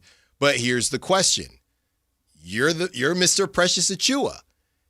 If that means you eating it normally, right, the $49 million, that means that you will not be able to offer Precious Achiuwa because you're spending that money. That's what I'm saying. How does that change for you? Would you be willing to say, you know what, I'd rather be done with Zach LaVine and miss out on Precious Achiuwa than pay him over the next 3 years and add Precious Achiuwa when what are we doing anyway? I'm going to dodge you trying to dump the Gatorade on me. As much as I like Precious and all he's done this year, I don't know if I want to commit money to him until I know where I'm picking. Okay. You know what I mean? Mm-hmm. And I know you've talked about this with Jerry. Yeah. If I end up with Cam Boozer, seems unlikely, but certainly possible, then I'm not as intent on keeping Precious. Right. He's really good, but wow, he's probably not going to play that much. If things go the way I hope, he's not going to play that much, so why do I want to pay him more money? So I don't know until I have a better idea where I'm drafted. So you get a cuff, and maybe it's, all right, we added another guard. Maybe. Hey, Zach, let's have this conversation. We'd like to keep Precious because we didn't get, we didn't get another forward or anybody like that, at least not at the top of the draft. I'll allow it. You skated it, but it made sense. Thank you so much. I'll allow You're going to allow it. Yeah. There's also this possibility when you don't know what the lottery reform is going to look like. You may not be motivated to lose games next year. That's just been the way for years and years and years. And now the league is saying, well, we'll take away that motivation. If they do, you might have this option. Look, we still want to get younger, but we can't count on doing that by losing games. So let's see how we start the season next year. This is what Billy Beane used to do for different reasons, but we've got a talented group. We've got a lot of veterans. Let's see how we start the year. If we start off great, people are getting excited, we'll keep it together. If not, we'll move it. We'll move some of these pieces. But let's wait and see how it starts. I think to a degree they did that this I year. literally was going to say, isn't that what they just did? Yeah. I'm not saying I would do it. I'm just trying to recognize what their options are. Well, and we don't know, is Zach LaVine any more desirable now that he's expiring? I think in theory he's supposed to be. He's almost more desirable, not from a basketball standpoint, but everybody's going to want to open up that money. And I think that's why, unless this thing is super ugly, which we do not know, we know that Zach LaVine and Clutch, they wanted to see what was out there this past offseason. But the Hawks were another team that was mentioned, weren't they? Atlanta was, But I don't think. But it wasn't anything ugly to the point where I need to get out of here. He had a situation with the fans, and it wasn't great, but again, it wasn't completely egregious.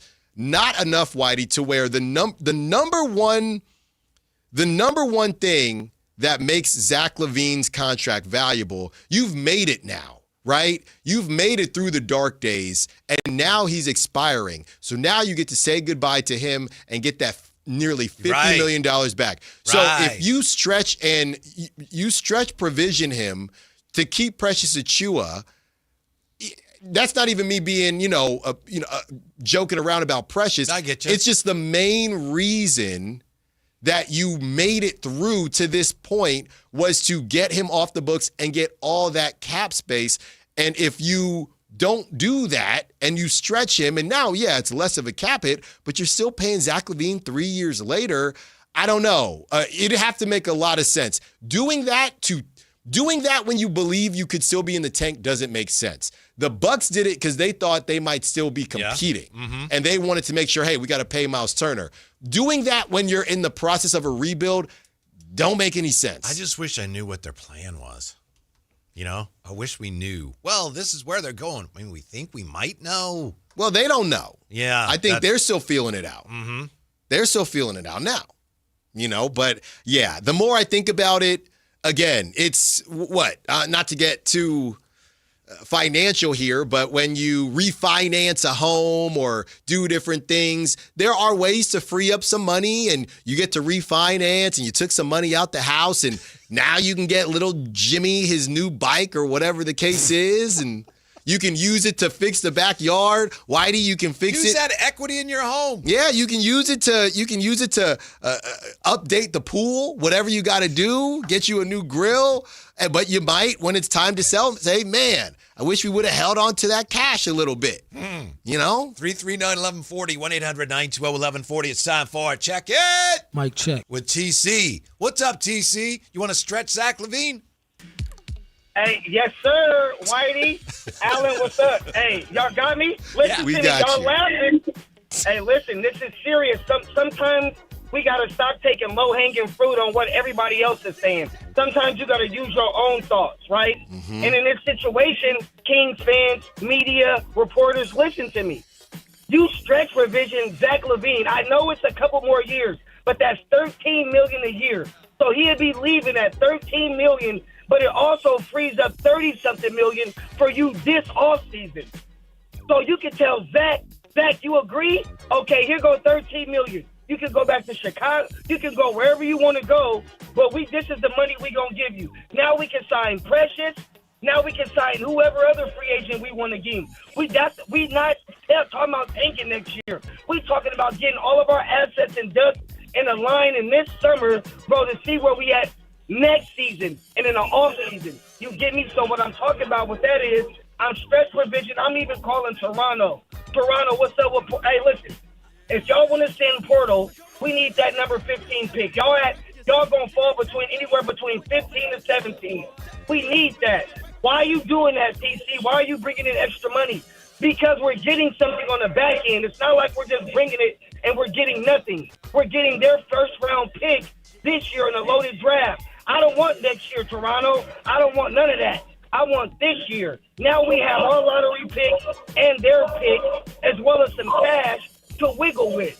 Also, the money that you got back from Zach, it's like you breaking even if you're bringing in Portal's contract. Now you got a bunch of stuff. You can sign Plowden. You can do a lot, bro. Just really listen to what I'm talking about. I'm not talking crazy. Just listen to it, bro. It makes sense. Jay, thank you, bro. That's all I got. Thank you, TC.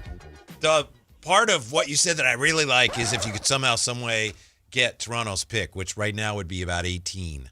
I don't know if you can do that. Yeah. That's all look, TC, we just taking that. Yeah. We just taking that part of it. It is crazy, though, Whitey. I mean, shout out Dame Lillard, Oakland's finest, because this is a finesse and a half. I mean, I'm just looking here. And he didn't do anything this season, obviously injured. 22.5 from the Bucks, 14 million from the Blazers. Next season, same thing. 22 from the Bucks, 13 from the Blazers. Next season, same thing.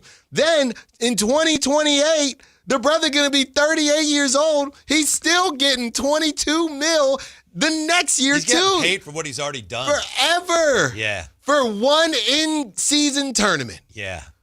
And they couldn't even have the Michelob Ultra. One in-season tournament. He's getting paid through 2029. Yeah. So for the Zach LaVine piece of it, whatever that would break down to, like we kept saying, call it 15 mil, whatever it is. Now a team could go and say, we're going to pay you, no disrespect, appropriately, and we're going to give you, Zach LaVine, 3 years, 30 mil. So he's adding that. Jay, we talk about the checks. Jay, you said get the checks. That's some checks right there, man. Good move.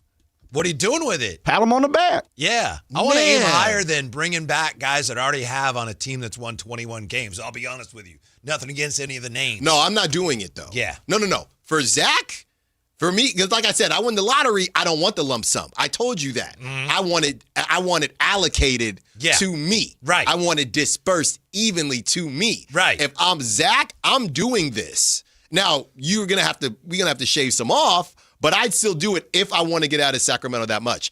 On the flip side, I'm sorry, I've come too far. If I'm Scott Perry, I've come too far with Zach LaVine. The timeline was always supposed to be 2027. We've been saying that ad nauseum. So you're not stretching. I'm not doing it. Oh, okay. I'm not doing it. I'm with you. We're too close. Yep. We could have a conversation last season, but now you actually have a little bit of something to him because he's expiring. You right there. And again, the reason TC's saying to do it is because TC is not in the tank. TC wants to compete. Yes, so I respect that. But I'm thinking, you can do that if you think the Kings might have a shot. But doing that in a rebuild makes no sense at all to me. So you just want that big chunk. If you're the Kings. If I'm the Kings, I want the chunk. If I'm Zach, I want allocation. Doesn't that damage your culture to go through that again this year with Zach LaVine, who doesn't want to be here? I don't know. You got the coach and the general manager publicly questioning his defense.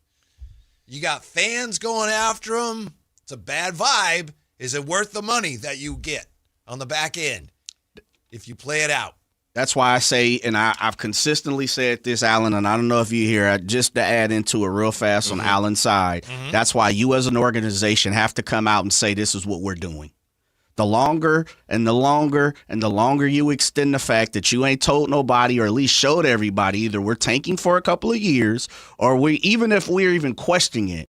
Like Allen half-heartedly, half-cheekish out the side of his neck is talking about a hybrid rebuild. But the fact of the matter is there's still something there that allows him to have that conversation. Bones are there, yes. Absolutely. Yeah. So you need to come out and show us that, listen, we're going to sit down for another year.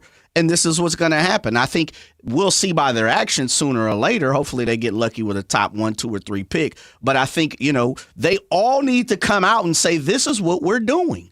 I don't need to be sifting through messages and trying to read through, throw out some chicken bones and look at the TP to see what's going on. Tell me, absolutely. No Inspector Gadget, as Alan likes to say. Tell me right in my face, this is what we're doing.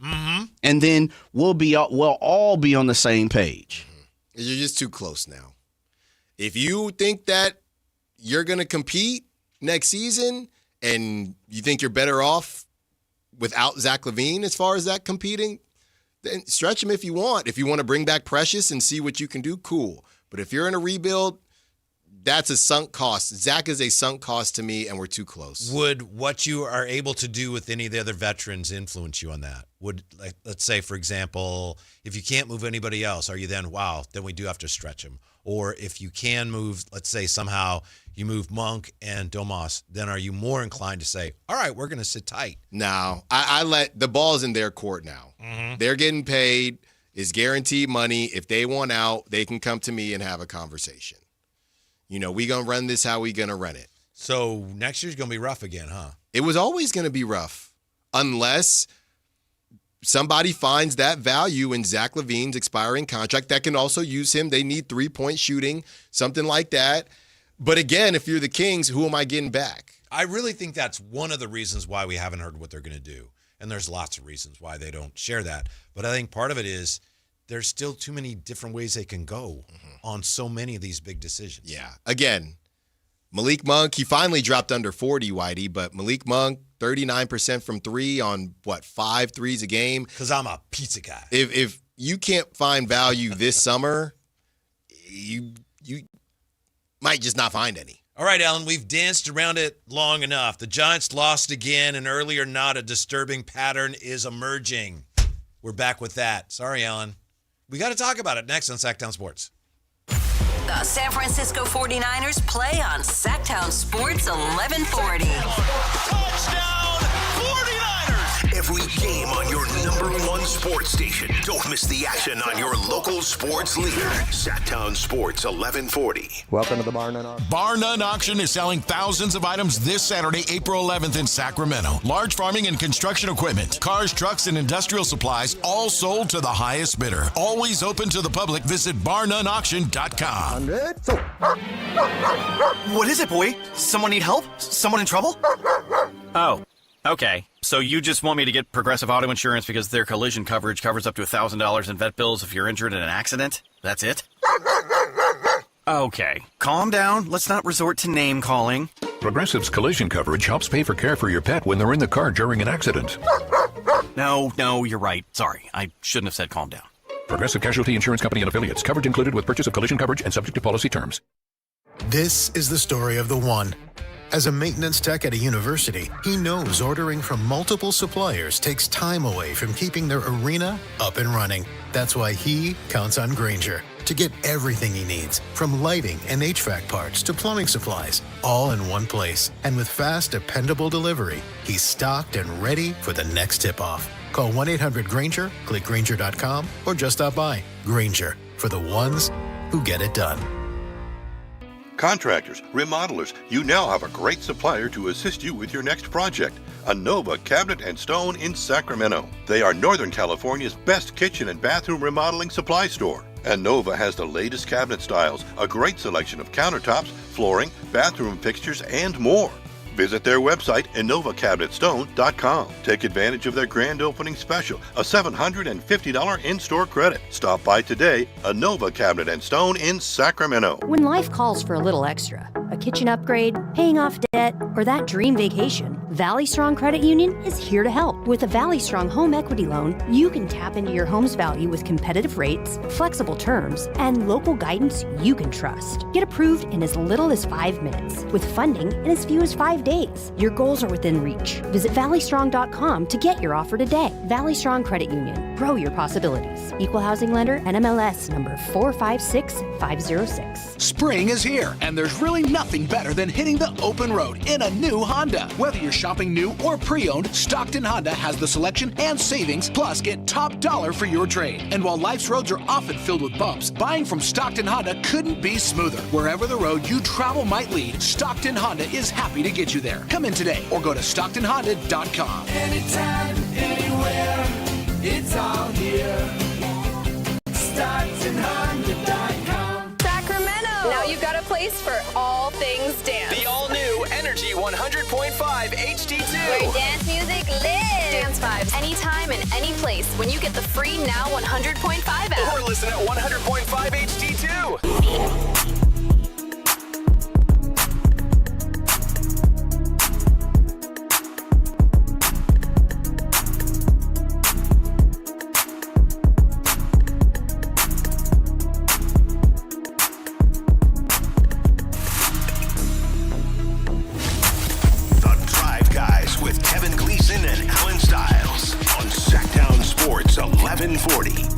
Alan Stiles, the Giants are off to their worst home start since 2000 when they also started 1-7. But they won 97 games that year. So maybe this is a good sign, right? Well, they should turn it around pretty soon here. And I know we joked, Whitey, yesterday about the WOBA and some of those more ridiculous esoteric advanced stats. Yes, but I have some simple ones for you if you'd like. The Giants are second to last in runs scored. They're last in home runs. They're second to last in RBIs. They're second to last in on-base percentage. They are last in slugging. They are last in OPS. And Whitey, they are switching it up today. Okay, they're looking for – now, here's the thing when it comes to when it comes to these off days, how much of this is, hey, you guys need a breather? Because this whole Tony Vitello loosen up thing, we got to stop it, right? He keeps saying they got to loosen. If somebody keeps saying, so when we went to a wedding in Mexico, right? And this was back in 2019, and we were getting a couples massage. And Whitey, I can be very tense, right? When somebody is telling you, hey, loosen up, while I'm getting the massage, it wasn't working, right? Or right before you get a shot. But also, Alan, it's really a bad look for a rookie manager who's never done it to talk about the veterans. It's almost talking down to them. I don't think it's talking down to them. I don't think he means for it to be that, but I think it is. Like, these guys aren't. They're too tight. I don't think they're talking down to tight. What are you talking about? His job, he is a people manager. His job is to assess the situation. Here you go. We're tight because you don't know what you're doing. No. They couldn't hit with Bomel. They couldn't hit with Bomel. I mean, the hitting is bad, but here's a stat for you. The Giants blew a lead in the 7th inning or later 2 nights in a row. Yeah. I don't have a acronym or anything for that. That's bullpen. Yes, that's the problem. No, I got an acronym. That's BB. Bad bullpen. Bad bullpen. Yeah, here you go from and Alex. That's something that they ignored all offseason, I know that. I know. I'm telling you. Well, it'll sort itself out. Buster, hey, that's really a variable that you can't control. That's wrong. I don't know about that, that's Buster. Bad putting a team together. Yeah, bad construction. BPATA. A few regulars getting a night off. Adames is leading off. Chapman, hold on, Jay. Chapman hitting 2. Arias hitting 3. Ramos hitting 4.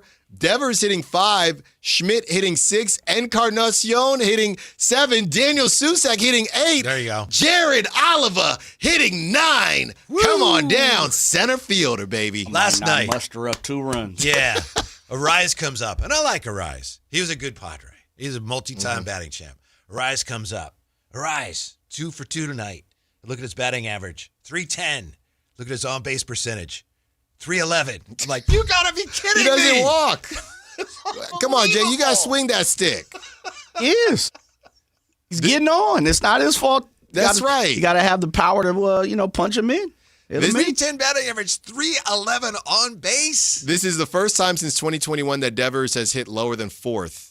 He's off to a very slow start, and they're facing Christopher Sanchez, but still a notable move from Alex Pavlovich. The thing that the Giants had, among other things, when Buster was playing, was they had great culture, right? They had guys that had come up together, that had been through it together.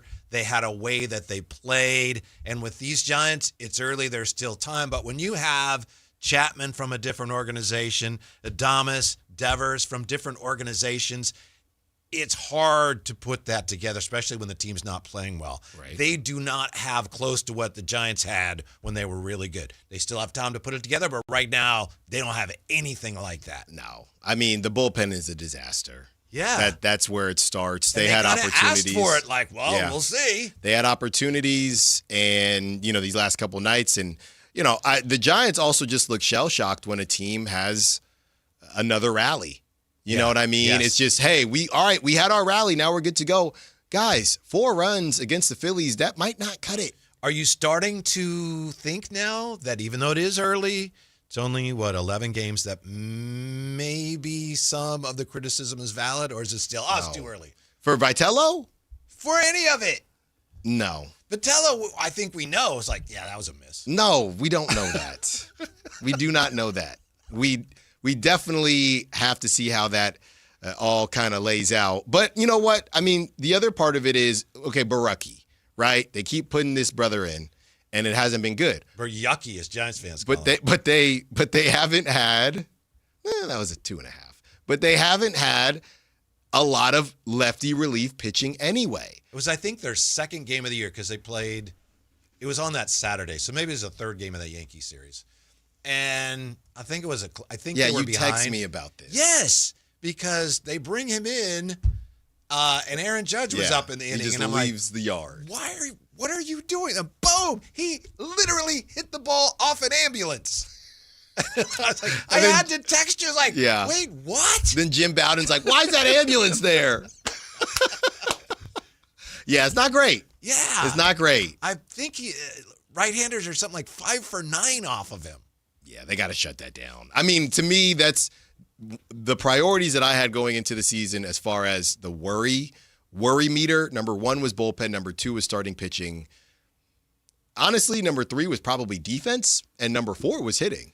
And it's pretty much played out that way. I know the hitting hasn't been great, but the last couple nights you put up some runs, you did something, but the bullpen blew it. Yeah, there's time, but the vibe is really bad right now. Yeah. And you wonder what it's going to take to get it headed in the right direction. I mean, nobody's gonna make it easy for you. They're at the bottom of the division. They're 3-8, and the other part of this is they're finishing out the Phillies, 2 more games. Then they get the Orioles, and the Orioles, they got a little bit to them. They get a little break against the Nationals. Then they get the Dodgers. Mm-hmm. So April could really bleep them up. Yeah, there's no Giants way right now. Would you agree with that? No, their lineup has no identity. Yeah. You can't hit for power in that ballpark. You don't play small ball. What are you?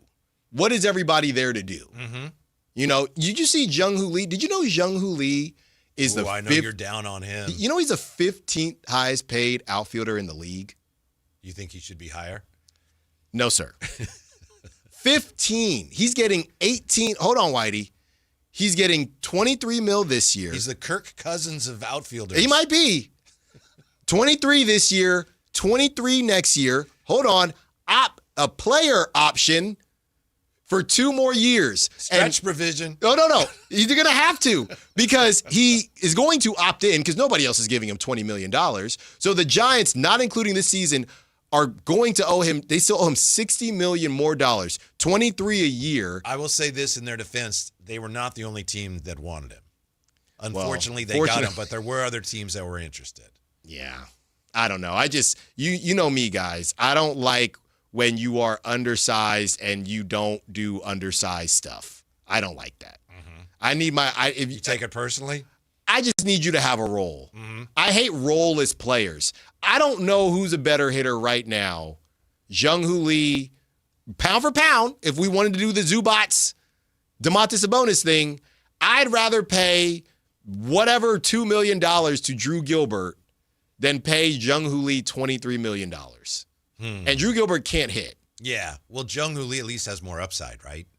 At Does least there's he? still a chance. Well, you're paying him theoretically, 20. You're stuck for the next 4 years. So don't you have to hope that he finds it? Oh, yeah. I'm hoping. Yeah. I'm hoping. You ain't going to find it if you're sitting him down. If I see a guy like that come up to the plate and he's dead pull, I want to vomit. Like, if you're not going the other way, you're wasting everybody's time. You're not Brandon Belt. And even Brandon Belt ticked me off. I don't know. They don't have any identity as hitters. And that's my problem. I would say as a team, they really lack an identity. It's pray when Logan Webb's pitching, and we'll figure the rest out. And I know it's not easy, but that's to me a little puzzling and a little troubling because when Buster was the backstop, they definitely had an identity. You knew what Giant baseball was about, even when they weren't playing well. Mm-hmm. And now he's running the show, and you look at the roster, it's like, what is that? Sorry. I just saw a text. Listening to Alan is an emotional roller coaster. Did you see this? I did not. From the 530. Listening to Alan is an emotional roller coaster. Went from I have a stat for you to wedding in Mexico in 1 second. Then he wanted to vomit. Don't forget Then I that. wanted to vomit. I know. Hey, shout out 530. Mm-hmm. Shout out Reading. That's where they're from. Meanwhile, the Athletics back in action tonight. At home? No. They're on. Oh, that's right. They got the Yankees. They got the Yankees. They got the Mets. Schlittler. Well done. I don't like it. What's his first? I'm going to just call him by his first name. Isn't it Cam? I don't know. Yeah. They got Cam. Schmitty. I think it's Schmitty. What is his last name? Just leave it. Just leave it. I got it right once. That's all. No more. Mm-hmm. He's good, though. Yeah.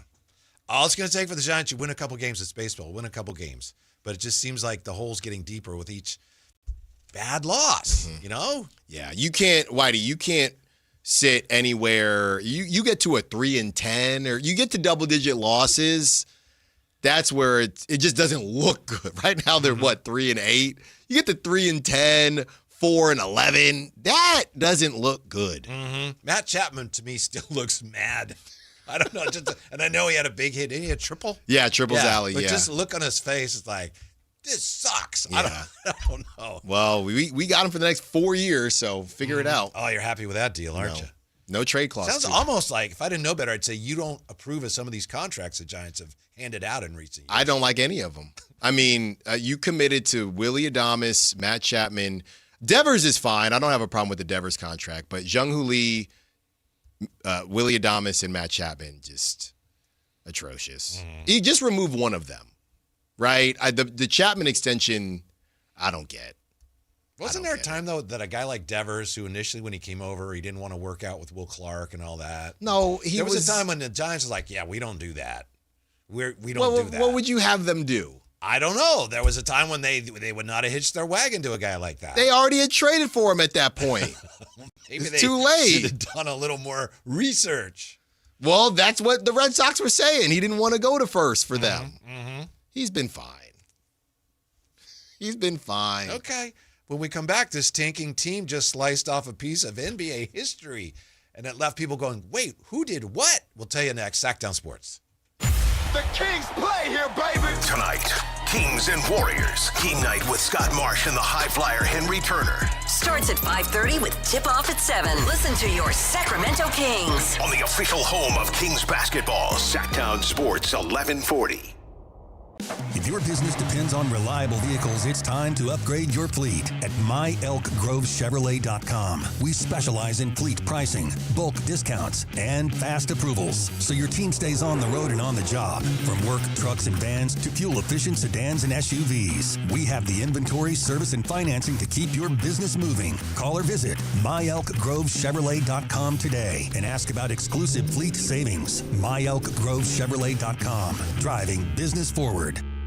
Running a business takes grit, vision, and a partner who believes in your success as much as you do. At Valley Strong Credit Union, business banking is built around you. The entrepreneurs, the growers, the dreamers powering our community. Whether you need flexible checking, faster payments, or financing to take your next big step, Valley Strong brings local expertise and real relationships to every stage of your business. Because when local businesses thrive, the whole valley grows stronger. Valley Strong Credit Union. Grow your business, grow your future. valleystrong.com/business.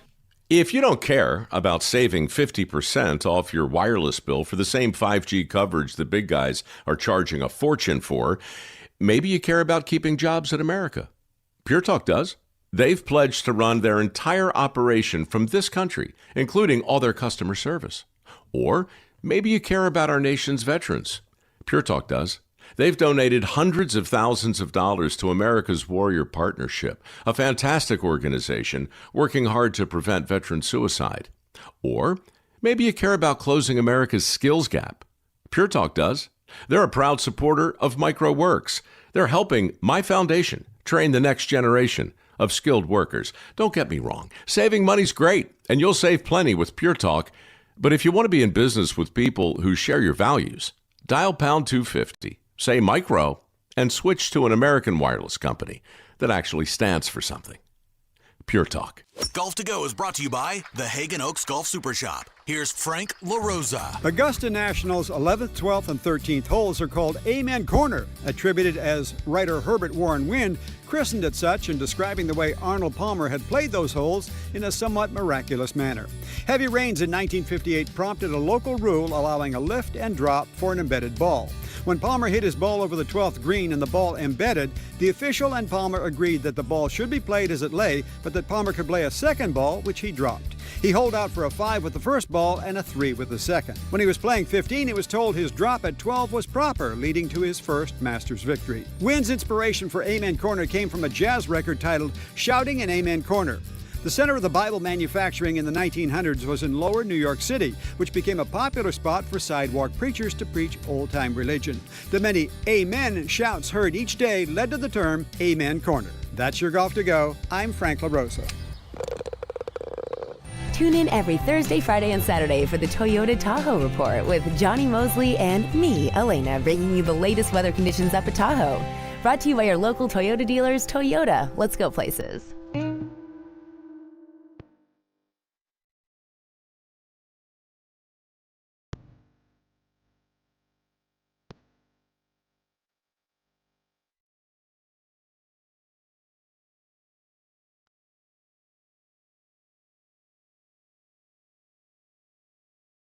Download the app and listen to The Drive Guys. The Drive Guys with Kevin Gleason and Alan Stiles. On Sactown Sports 1140. Was that a personal high for you on the Papa Shot? 102? I think I got 103 before. Okay. But that was a bad start. I know. I was going to stretch pocket. provision, yeah. I found the pocket, so everybody should be a little bit worried. Because once I get this this record, you're not going to hear the end of it. Okay. You know Still got a ways to go. We're hot now. Mm-hmm. Sometimes it doesn't count it because I shoot too quickly. So does it register? What is the record? What is the recognized record now? Do we know? Text Kyle, or Kyle's still here. It's probably up to what now, Jay? 172. Yeah, it's at 172 now. Yeah. It's a legit at least 140 something. I think you might have gotten it up to 150. 144. Is it? Yeah. Okay. That's a lot. So you just need 40 more. That's a lot. It's a tie. But we'll get there. Mm-hmm. Yeah. Speaking of hot shooting, last night the Memphis Grizzlies of all teams made 29 3-pointers, matching an NBA single-game record. 9 Grizzlies made at least 1 3. Now they lost to the Cavaliers. Grizzlies were 29 for 59. And inside the arc, they were 16 for 35. The 3-point record had been shared by Milwaukee and Boston. The funniest thing about it is Tomas Isalo said, I think we can be pretty proud of how we played with this group today on the court. Guys wanted to go for it in the end, and we were all for it. Unfortunately, couldn't set a singular record, but we tied it. Nonetheless, very proud of our group. Adama Ball and Derek Whitehead each made 6 3-pointers. Lucas Williamson was 5 for 12, and your guy, Olivier Maxence Prosper, was 4 for 5. Wow. So the Tank and Grizz, they tie a record for threes, and the coach says, that's pretty good considering the clowns we had out there. Yeah, that's pretty good considering we're trying to lose. They have lost now 18 times in the last 20 games. I don't know. Are they? I know it got weird for them because they made the trade. You know what? They're basically where they're supposed to be, right? They thought they were going to. Where they're supposed to be is Nashville, apparently. That's also. I wanted to ask Law Murray about that. We didn't have enough time, but because he asked LeBron that question. But yeah, they're pretty much where they should be, right? They kind of haphazardly went into this season thinking, oh, maybe we'll try. You know what, though, Whitey? That's the thing. Like I said, like the A's used to do, like maybe the Kings kind of did, where you go into the season, let's see what we got.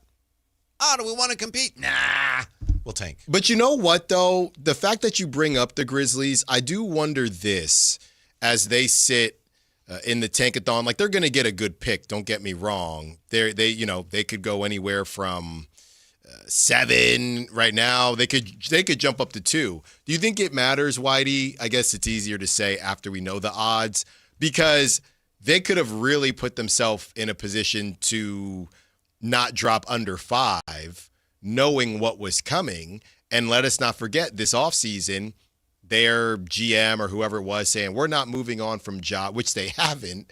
But sometimes the basketball world will tell you when you should make a decision. And sometimes it works when you fight it. Sometimes it doesn't. I look at the Celtics. Everybody wanted them to break up the J&J, right? Yeah. And they didn't. Jaylen Brown, Jason Tatum, and they won a championship. Now, the Celtics are not cut from the same cloth as everybody else.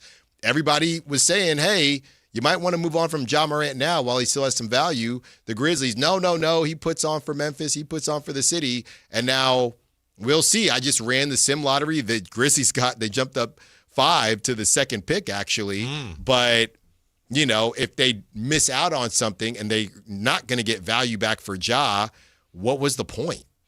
Yeah, they busted up that core. They traded Desmond Bane to Orlando. They did get a bunch of hauls, though. Yeah, for that. And then they traded Jaren Jackson Jr. away. That was the core. And they traded away Dylan Brooks a couple years ago. That was the core of they called it dynasty. You can make the argument it ain't cheating, but they definitely would be getting over on everyone if they get all that they got back for Bane, got all that they got back for Jaren Jackson Jr., and they jump up to 2. Yeah. That is how That's well played. That is how you kickstart a rebuild.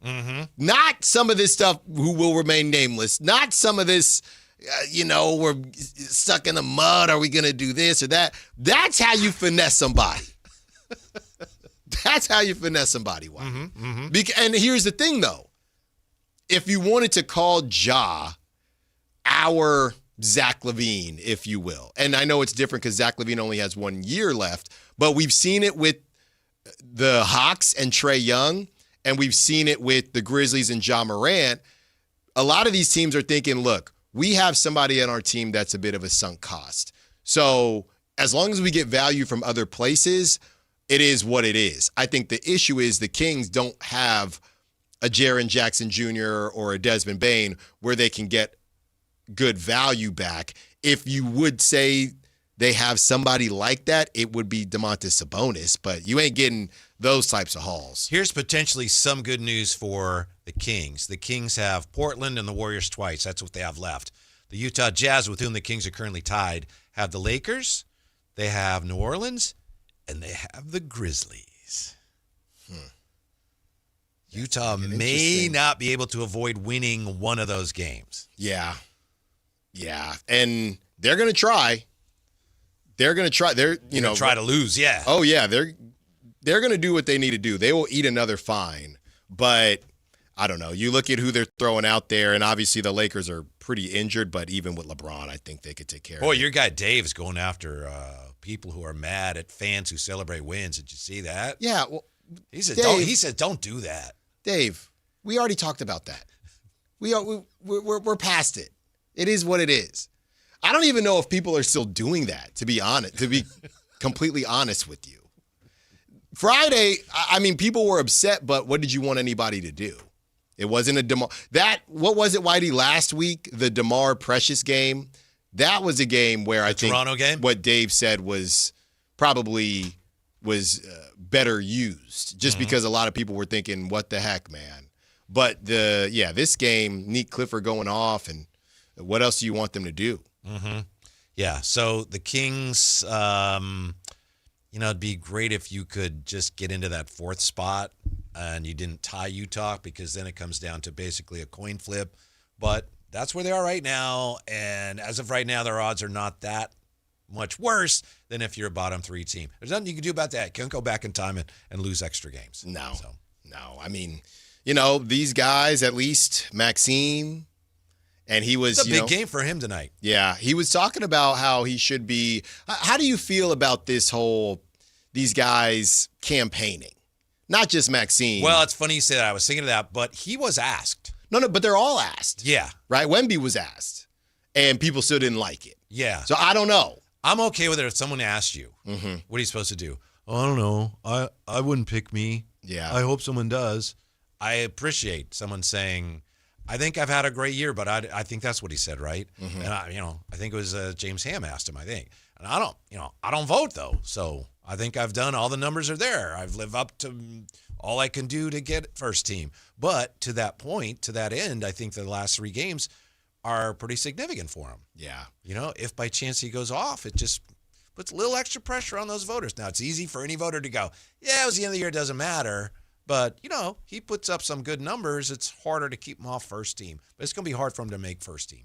Guys, I got a bonus fair or foul for you. So, Whitey, we talked yesterday. I don't play until you have music. No. Yes, you do. You got to have some kind of music for it. We'll figure it out. All right. But, yesterday we talked about the Dallas Mavericks and Cooper Flagg scoring the 51 points, most points scored by a teenager. I mean, he's 19, right? Yeah. I mean, he's a teenager, but he's 19. Yeah, it's you know what I mean? Teenagers. Yeah, but that's 13 to 19. You're a teenager. Yeah, but you still look at it like a teen. Yes, because he's a teenager. He's 19. Okay. Well, we'll table that. Is that the fair or foul? No. The fair or foul is when he walked into the locker room, they did like the water bottle shower. And I saw somebody say, look, it's cool that Cooper Flagg got that record, but a water bottle shower celebration after a loss is kind of weird, no? So fair or foul, he broke a record, water bottle shower, in a loss. I don't mind the shower, so I don't know if that's fair or foul. I think I'm saying that's fair. You're fair. Yeah. Jay. I think it's fair. It's good team building. And he did set a record or tie a record or whatever. Jay, you getting a water bottle shower in an L, Jay? Come on. No. Nah. Get off me. Yeah, it's foul. Really? Because they lost? Oh, that's not your answer. I don't know. Come on. I don't know. I'm going to give an answer. You asked the question and you don't have an answer for it? I think it's foul. Do you really? Yeah. It's kind of weird celebrating after an L.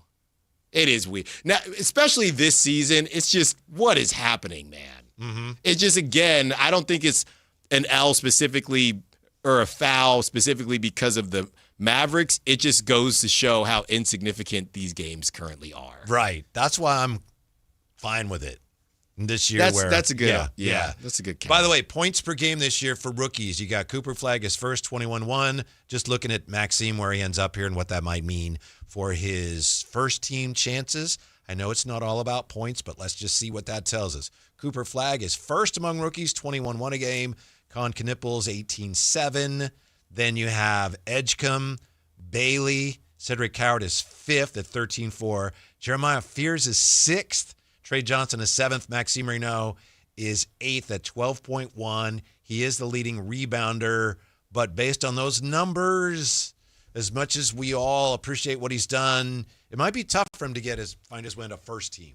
It's possible, but I think he's going to need to have some numbers that he puts up over the last 3 games. Yeah. I think we should just be happy that he gets on the list. Yeah, but the first team is... It'd be great. Yeah. He's definitely going to make second team. I'm just lowering my expectation. That's what I'm doing. You're just preparing to be disappointed? Mm-hmm. What the Kings and the Warriors sounded like just 3 years ago, we will hear that when we come back to Sactown Sports. Stay up to date on Sacramento sports. Join the Sactown Sports 1140 newsletter. Visit SactownSports.com. This is the story of the one. As a safety manager at a manufacturing plant, he does everything he can to keep his coworkers safe. From finding ways to reduce risks to keeping safety supplies in stock. And for that, he relies on Grainger. Grainger offers a broad range of quality products and next-day delivery, so he can always play it safe. Call 1-800-GRAINGER, click Grainger.com, or just stop by. Grainger, for the ones who get it done. This is a special alert to all Americans who own a vehicle with less than 200,000 miles with an auto warranty about to expire or with no warranty coverage at all. Due to a decline in the economy, CarShield is announcing a low-cost month-to-month vehicle protection plan that is now available to the public to save any driver out-of-pocket expenses on future auto repairs. Call now to find out how you can pay almost nothing for covered auto repairs. Yes, you heard that correctly. Pay almost nothing for covered auto repairs. An open phone line has been established for all drivers to call for a free quick quote. Call 800-292-4541 now. Drivers who are covered will not have to pay for covered repairs again. This protection plan is at an all-time low. Additionally, drivers who activate this vehicle protection today will also receive free roadside assistance, free towing, and car rental options at no additional cost. Call us for your free quick quote today. 800-292-4541. That's 800-292-4541. What do you have to lose? Call 800-292-4541. Again, 800-292-4541. This is the story of the one. As a procurement manager for a hospital system, she keeps every facility in her network stocked and ready. That's why she counts on Grainger to be her single source for thousands of products, from disinfectants to lighting, air filters, and more. And with fast, dependable delivery, Grainger helps her keep every facility stocked, safe, and running smoothly. Call 1-800-GRAINGER, click Grainger.com, or just stop by. Grainger, for the ones who get it done. It's tax time, y'all. If you want to file free, this next one's for you. Now taxes is so free. Tax free edition only. Roughly 37% of filers qualify. Simple form 1040 returns only. How this is tax. Love that jam. Up next, commercials. Intuit TurboTax Free Edition. See if you qualify at TurboTax.com/free. No schedules except for earned income tax credit, child tax credit, student loan interest, and Schedule 1A. When you take the time to shop at Folsom Lake Honda, there's one thing you'll always find. Happy people ready to serve you. As a family-owned and operated dealership since 2009, customer service is our #1 priority. Our customers love doing business with us, and you will too. Looking to own or lease? During the spring sales event, drive a brand new Accord or Civic. Visit us today at FolsomLakeHonda.com, your one-stop Honda shop. Folsom Lake Honda. Yeah, your one-stop Honda shop. Welcome to the Bar None Auction. Bar None Auction is selling thousands of items this Saturday, April 11th in Sacramento. Large farming and construction equipment, cars, trucks, and industrial supplies, all sold to the highest bidder. Always open to the public. Visit barnoneauction.com. KHD1 Sacramento, KYMX HD3 Sacramento. From the Power Business Technology Toshiba Studios. This is Sactown Sports 1140.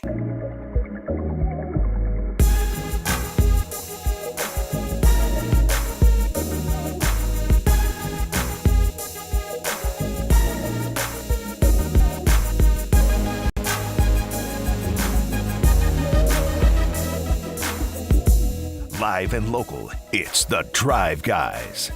Watch the show on youtube.com/Sactown Sports 1140. Or listen on the Sactown Sports app. This morning, Jason Ross played some of the sound, some of the audio from just before the Kings and the Warriors, the first playoff game a few years ago. Mm-hmm. And we're going to get that for you, and we're going to give you a chance to listen to that. It was just incredible the way the G-Man set the scene, almost gave me goosebumps. Anybody, were you at that game? Game one, maybe, or any of the games, but this was from game one, the Warriors and the Kings, the golden one. It was amazing. So anyway, we're gonna track that down for you and play you some of that because we got the Kings and the Warriors, and I know it's easy to, fall into that whole it's just such a short time ago, and what's the state of the rivalry and all of that. But let me ask you, Alan, which team gets back to that level first? The Kings or the Warriors, based on where they are right now? I mean, the birds are always chirping when it comes to the Warriors, but it does feel like next season sounds like they really like Porzingis, and he does fit what they're trying to do. I don't know what they do with Al Horford. Their money situation is always a bit of a mess, but they have Jimmy coming back, and I think the short answer is the Warriors. It's really just based on how long Steph plays, though, right? Mm-hmm. If you're asking me in 5 years, then it might be the Kings. But if you're asking me the next 2 years, then obviously it's the Warriors. To me, it's like this. You have both teams in the Western standings, and they've both been kind of sliding downwards since they met in the playoffs. The Kings are so far down now, at some point you go through the bottom and you come back to the top, which is what they're trying to do. The Warriors are still sinking down. They're going down. They've been going down since they won that last championship. You could argue they were going down even before that, but to their credit, they found a way to somehow win in 2022. And they're not all the way down yet where clearly, okay, they're tanking. They do have a shot at a draft pick, but where they are right now, if they don't get into the playoffs, if they don't make their way through the play into the playoffs, they have like a 2% chance of getting the first pick. So they're kind of in between here. You know that they're trying to maximize the opportunity to make the best of Steph's last few years. I still think they got to be thinking, hey, the Giannis stuff, we're going to try to get him here. They made a pitch at the trade deadline. So I think their thinking is, yes, we still could have a run with Giannis. We get Giannis here. Maybe we get lucky in the draft. But I think it's most likely the Kings get back there first.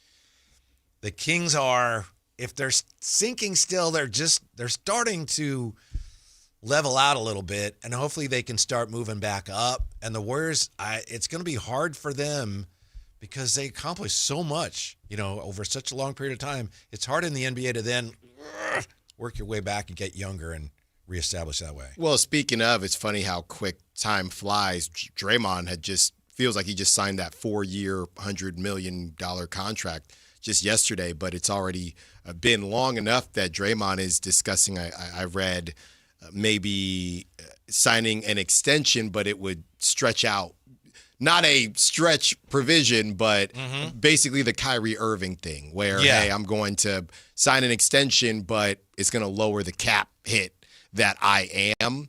So I don't know, Whitey. The only way I can answer it is if you gave me a timeline, right? Because if you said the next 5 years, I would take the Kings. Bottom line is this. Both teams are in bad shape. Yeah. Can we agree on that? We can quibble about, well, the Warriors are going to get back to the Kings, but neither team is in a very good spot right now. I wouldn't put them in the same conversation.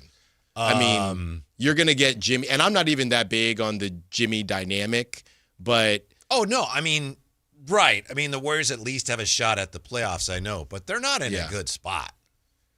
They're about to be in a bad spot, but they're not in a bad spot right now. The Warriors? Well, I think they are. This season specifically because of injury. But I'm saying next season is supposed to be the season where we were talking to Law Murray. We've heard about Kawhi. We've heard about LeBron. I don't know if they do any of it, but again, I can't have this conversation because of Steph.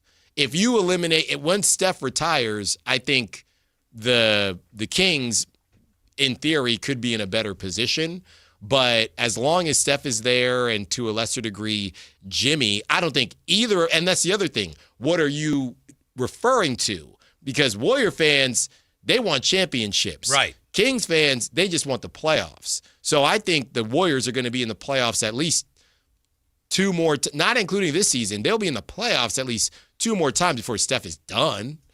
Maybe. I mean, it depends who they're able to get. They just are relying so much year after year on guys that are older and older. And, like you said, they've had a lot of injuries this year. Yeah. And you're right. But can anybody be surprised by No, that? no, what no, happened no. last year in the playoffs? They came up short. Why? A lot of guys got hurt. Yeah, no, it's honestly, it's the Niner thing. It's the same as the Niners. Well, they'll be healthy next season. Well, are they going to be younger? Right. They're getting older. And I understand it because, I mean, if you have Steph Curry, you want to keep him. Right. But it just gets difficult, and they haven't been able to land any really young, impactful players as much as you love Quentin Post. Well, no, they've run him out of town. Kuminga and Wiseman were supposed to be the ones that were going to protect them from where they are right now. And you had that crazy injury with Moses Moody this season. Yeah, I think it's crazy because it's such a historic draft. If the Warriors did get a top 3 pick, I don't think there would be, just like when the Cavs got Andrew Wiggins, that whoever they get is not playing with the Warriors, right? It might not be for Giannis, but whoever they get is not playing for the Warriors. Yeah. Okay. Let me try this because tonight we're going to see Frank Caliendo, and he of course does Morgan Freeman. Yeah. You better get busy living or get busy dying. And you go back to the Shawshank. You got Tim Robbins. He escapes from his cell and he's in the sewage. Right. And he goes in there and then he gets reborn, baptized, washed up, cleansed by the water, I should say, on his way to Mexico. The Kings are right now, they're in the sewage fight. The Warriors aren't there yet, but there's no way around. I think they're going to have to go through that. Are you talking about when Steph is done? No, not necessarily. The only way to avoid that is if they do land Giannis and or LeBron or something like that. Other than that, I think because their key players are so old that it's inevitable. Yeah. And I understand why they're trying to make the most of this, but every year they break down. So I'm not saying the Kings are in a better spot, but I think they're further along in the inevitable process of It also depends on going through the muck in order to get back into the sunlight in Mexico. I thought that Jimmy extension. I'd give myself a 4 for that. An analogy? Yeah. It's a 3.5. Okay, I'll take it. You're getting dinner, so it's a 4. How about that? Right, thanks. But I did not like that Jimmy Butler extension at all. I thought paying Jimmy that much money was ridiculous. Ridiculous. Me too. But now... But they kind of had to because it's like we're doubling down on being as good as we can right now. What happens down the road? Yeah, we'll see. Right. But for me,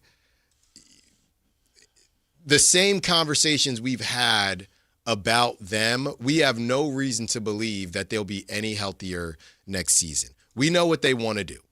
They want to be the 5 seed or the 6 seed and be healthy going into the playoffs. That's all they want. The problem is the 82-game stretch, they just can't stay healthy enough to even do that, number one. And number two, the West, I know La Murray was talking about the Eastern Conference, but the West is too good. You're not coasting with the injuries that they had, even if they were a little healthier. You can't coast to a 5 or 6 seed. The Rockets added Kevin Durant. I know they lost Fred VanVleet, but the Rockets added Kevin Durant as a 2 seed, and they're trying to stay out of the play-in themselves, and they're younger, and those horses are ready to run. So I think the Warriors' plan of we're just going to, kind of like the Clippers, we're just going to coast 5 seed, 6 seed, and just be healthy for the playoffs. You can't do that in the West. You can't do that in either conference right now. And that's the inherent issue with what their plan is with Team AARP. And I think that's one reason why Bob Myers left. He got up out of there. Yeah. He knew he could see it coming. He was like, wow, there's really no way out of this. Yeah.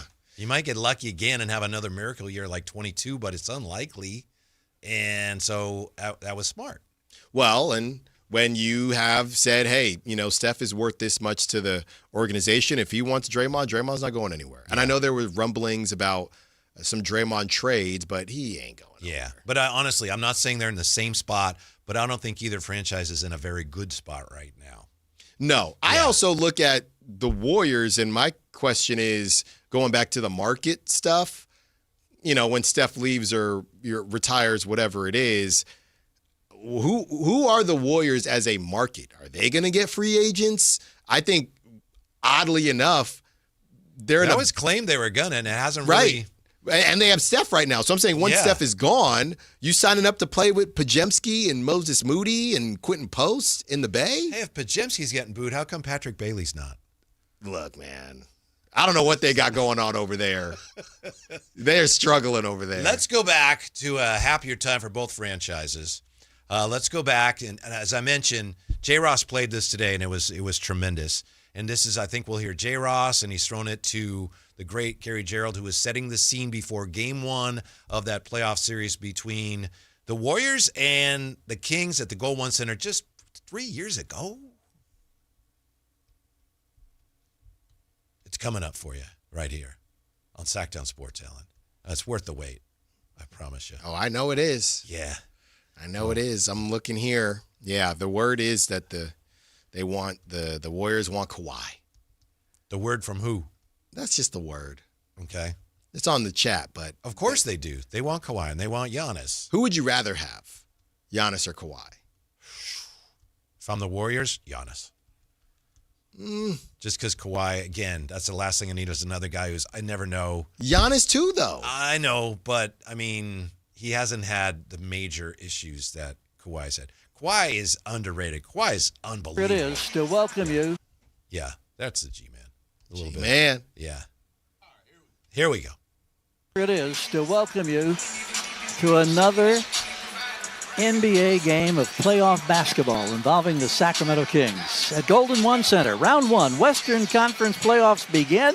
It is the Kings and their NorCal pals, the Golden State Warriors. For 38 years, the Kings have been in Sacramento and in Northern California, and we've talked and kind of dreamed about the possibility that someday we might have this experience. Well, the day is now here. The Sacramento Kings, the Pacific Division champions, 48 wins in their pocket in the regular season against the Warriors, the defending NBA champions. 44 wins this season, number 6 spot in the Western Conference play-in ladder. This is a best-of-7 series, of course. It begins in front of a nationally televised audience on ABC. It will continue on Monday before it moves to San Francisco for games 3 and 4.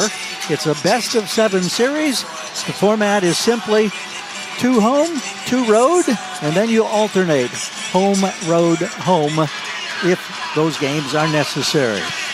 The atmosphere at Golden One Center is unlike anything we have ever seen in the now 7-year history of this building. People drenched with white t-shirts, Feel the Roar playoff t-shirts, purple light sticks. They have been on their feet for the last several minutes, and the crescendo of noise just continues to build and build and build. Both teams are going through their final warm-up stages. It will be blown off the floor here momentarily, and they'll get ready for the introduction of the starting lineups. Former Kings that we've seen in the building already tonight. Jason Williams, Vlade Divac, Tony Delk, Brad Miller. Baseball legend Barry Bonds is in the house. And you can hear the explosiveness of this amazing Kings fan base. We talked in the pregame show that in the past, there was almost always an invasion of the Warrior faithful in this building. But the Kings, if they sold their tickets, they sold them to Kings fans. Because right now, it's got to be at least 95% Sacramento Kings fans. The lights go down.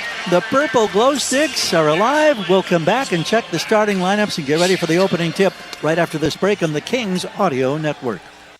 Woo! And then if we get a chance, maybe we'll play Scott Moak's starting lineups. It's so funny. You know, Keegan and Harrison Barnes. And, yeah, the atmosphere in there, it was so electric. And so many Kings fans it was so great. I'm not playing it now, you know, to point out that, it's not like that now. But it was incredible. Right. You can't help but reflect on it when the Kings play the Warriors. And as the G-Man said there, I know, and also J-Ross mentioned this today, Alan, there'd been a lot of talk leading up to that. I think I was doing a show with Chris at the time, Chris Watkins. Do we have the starting lineups? Yeah, we'll get to that in just a second. Thank you, Jay.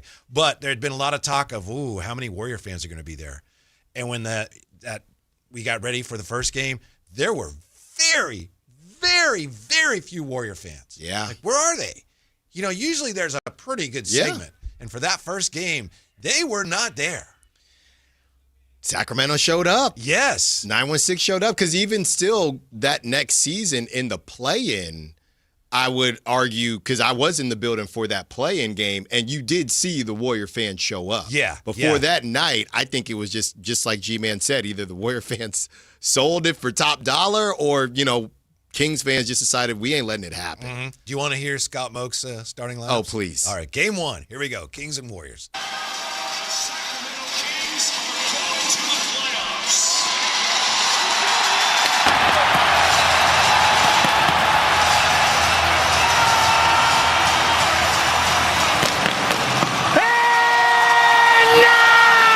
Ladies and gentlemen, it is that time to meet tonight's starting five for your Sacramento Kings.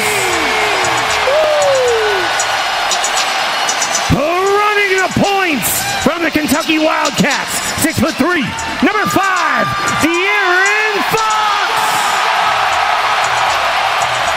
Your 6'7" 2 guard from Maryland, number 9, Kevin Herter. From North Carolina, out forward, 6'8", 40, Harrison Barnes. In his first season, your 6'8" forward from Iowa, number 13, Keegan. And at center, 6'11", from Gonzaga, number 10, Domantas Sabonis. Wow. How about that? No, I mean, I got goosebumps. That was pretty good. Uh-huh. Best in the biz, both of them. Yeah, that 48-win team. Man. Good times. Yeah. And it's over. And no. Moving on. But how can you listen to that and go back to our conversation yesterday and not want that 7 seed? Stop it, man. They were not a 7 seed. They were not. No, they were not. They were not. But how can you hear that and not want it and want it bad? You want it bad. Yeah, that's not what that was. I mean, some of it was, that was a freaking 3 seed, right, Jay? Yeah, That was a 3 seed. Yeah. I will say this as being in the building too, fellas. Yeah. It was kind of like the culmination of 16 years. Like, finally. Me personally, I don't think it's gonna be like that. I can't remember, someone asked me, and maybe it was you, Whitey. Had you heard the atmosphere in the G1C any other time that matched that? And I always go back to the game winner by Bogey against the Lakers. To me, that was the loudest I had heard it in the G1C. Now, of course, I don't go to every single game, haven't been to every single game, but I do think Game 1 for me of the playoffs was crazy. Like, it was amazing. The rest of the games to me felt like playoff basketball. But I thought Game 1 was like the culmination of everything, right? Mm-hmm. And so with that being said, I'm not sure if we're going to get that same muster next year. Like, I know the Kings want to make the playoffs. I know the Kings fans want to love the playoffs. And we're always going to be one of the top fan bases, if not the top fan base in sports and or the NBA. But I truly thought, like, in just talking to people and hearing people, it was kind of like, man, finally. Everybody, they just kind of put everything on the line that day for me. Yeah. So I just don't know if we're going to get that. Maybe not. It's a great point. It's just like for years we've been trying to get back to what we had with Chris Webber and Vlade and that team. It's like, probably not going to happen. Nah, it won't happen. Yeah. And that's okay because you'll get whatever that was that we had with the Warriors and Kings. Right. We may not get that again, but we'll get something. That was incredible. And remember, everyone knows this, but I'm just reflecting here as we listen to it. The Kings were up in that series 2 games to none. No, I know. Yeah. I know. They were up. You know, we had on a Nuggets writer I think it was last year. And at the time, this was before all of the craziness happened. So the way they were talking to us was as if this was the beginning of something. And they said, you know, there's nothing like that first year where you're kind of back in the fold. There's nothing like it. Even winning a championship, it's not the same, at least for this writer. When you get back to relevancy after not being in relevancy, there's nothing like it. So he was on the airwaves just saying, Kings fans, you know, even though you lost in that first round, just appreciate it because even if you have all the success after it, now I get it, a championship is a championship, but his point was when you haven't had something for so long, to your point, Jay, about Game 1, nothing else is going to match it. Now, at that time, we thought it was going to be more of a regular thing because that's what happened with the Nuggets, right? And that's how it typically happens. But yeah, even he said, hey, Nuggets won a championship, but there's nothing like that first year when you pop in the playoffs and nobody really expected it to happen. Once you have expectations, everything kind of changes. And that's the number one reason why so many Kings fans have been so upset by things over the last 3-4 years is because at that point, and maybe it was unrealistic, but people assumed, I think we all assumed on some level, oh yeah, this is the start of it. Right. Like it was way back with Jay Will and they got it started and then they were in the playoffs for a long time. And this is the beginning of it here. And this team out of nowhere, they're ahead of schedule. Yeah. That team, that 48-win Beam team, they're ahead of schedule. This is going to be great. And so by the middle of the next year, it felt like, oh, something's off. And so, you know, it's easier said than done that once you get into the playoffs, you'll stay there year after year after year. But I think a lot of Kings fans are still dealing with that sense of disappointment. Like, what was that? You kind of promised something there and it wasn't kept. Yeah, a lot of these situations where stuff ends, besides the Miami Heats of the world where they just keep it going no matter what. A lot of times you see the end coming, right? When the Warriors are finally done and Steph retires, Warriors fans would have seen it coming. They might be Laker fans by then, but Warrior fans would have seen it coming. The same thing with the Bucks, right? Whenever Giannis actually leaves, hey, you know, we saw the writing on the wall. And you understand that, and you get time almost to prepare yourself. The Kings, you guys were still all reacting to being back, and by the time you finally understood, hey, we're back, you weren't. You had Luka on Malik's leg, and then after that, Mike Brown got fired. Yeah. While everybody was still dang near in shock that they were back in the playoffs. I think if the Kings had won that series, and they really, you could argue they should have taken nothing against away from the Warriors. If they had won that series, I don't think Mike Brown would have been fired when he was. Oh, no way. If they keep Malik and Kevin Huerter that next season, and they beat the Pelicans or, you know, get that 8 seed, they could have got ran in the first round, but Mike Brown doesn't get fired. Mm-hmm. No. Yeah. That playoffs can do a lot. Mm-hmm. That longevity helps, fellas. I remember the next year, some people were saying, well, now the goal has to be to win a playoff series. Mm-hmm. I remember I was saying, no, that would be great, but you just get back to the playoffs. Yeah. That would be a great thing. Right. And they haven't since. They have not. Yeah. But those were incredible times. Man, Scott Moak, he did his thing, man. They both did. G-Man, good times. They'll come back, guys. Jay's already ready to turn the page. Yeah. Bigger and better. Yeah, because honestly, and this is the thing, fellas, and I'm not trying to put a damper black cloud or anything in the situation. I'm with you, Alan. I think it was just so quick that it was over so fast. They just move on. Like, I'm not, as much as I play about the 2000s teams and, I tell Whitey, like, we don't need to continue to talk about it. That's fine. But that little blurb on the wall, it is what it is. Right. Enjoy it for what it was, and we move on. Yeah. That's kind of where I'm at with this one.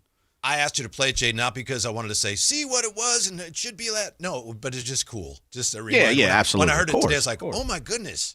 I remember that, but I don't remember how awesome it sounded. Yeah. Right. Yeah. Right. Now, just imagine Scott Moak saying, from BYU. Ooh, now I'm ready. AJ DeBonsa. What'd you say? You got something on your arms now? When you heard Scott Moak? Oh, I got goosebumps, baby. Okay. They coming back. Give me AJ DeBonsa and goosebumps. Gonna be all through the building. We'll have Scott Moak read each one. If you get goosebumps, you can take them. If not, because, some of these names, Whitey, Keaton Wagler. You getting goosebumps for that? No. Yeah, maybe. A little bit. I'll take it. Yeah. You want to get goosebumps over Price and Ford. Oh, no, he can shoot it. The sharpshooter.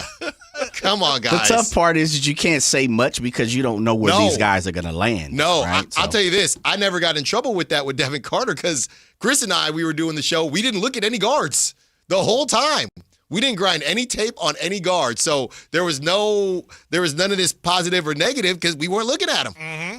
You never know. We've got another round of Kings. Would you rather? Yeah, baby. Coming up next on Sactown Sports.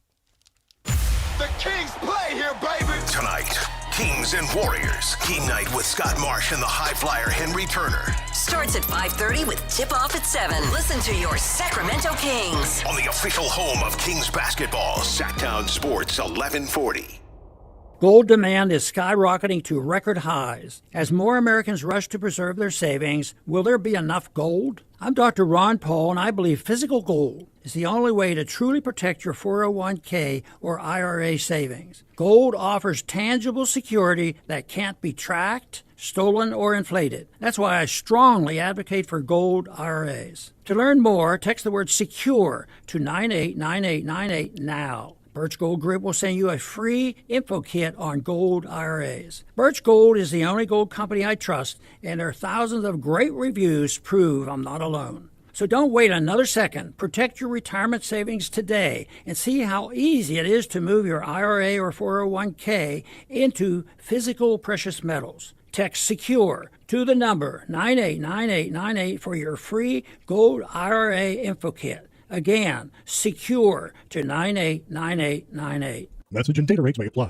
Growing your business? It's all about having the right team on the court. At Bank of Marin, we partner with businesses in the greater Sacramento area, delivering personalized service and local expertise to help you make a slam dunk. Whether it's customized lending or solutions to keep your business growing, you'll benefit from local decision making, expanding, acquiring additional assets, or building a lasting banking relationship.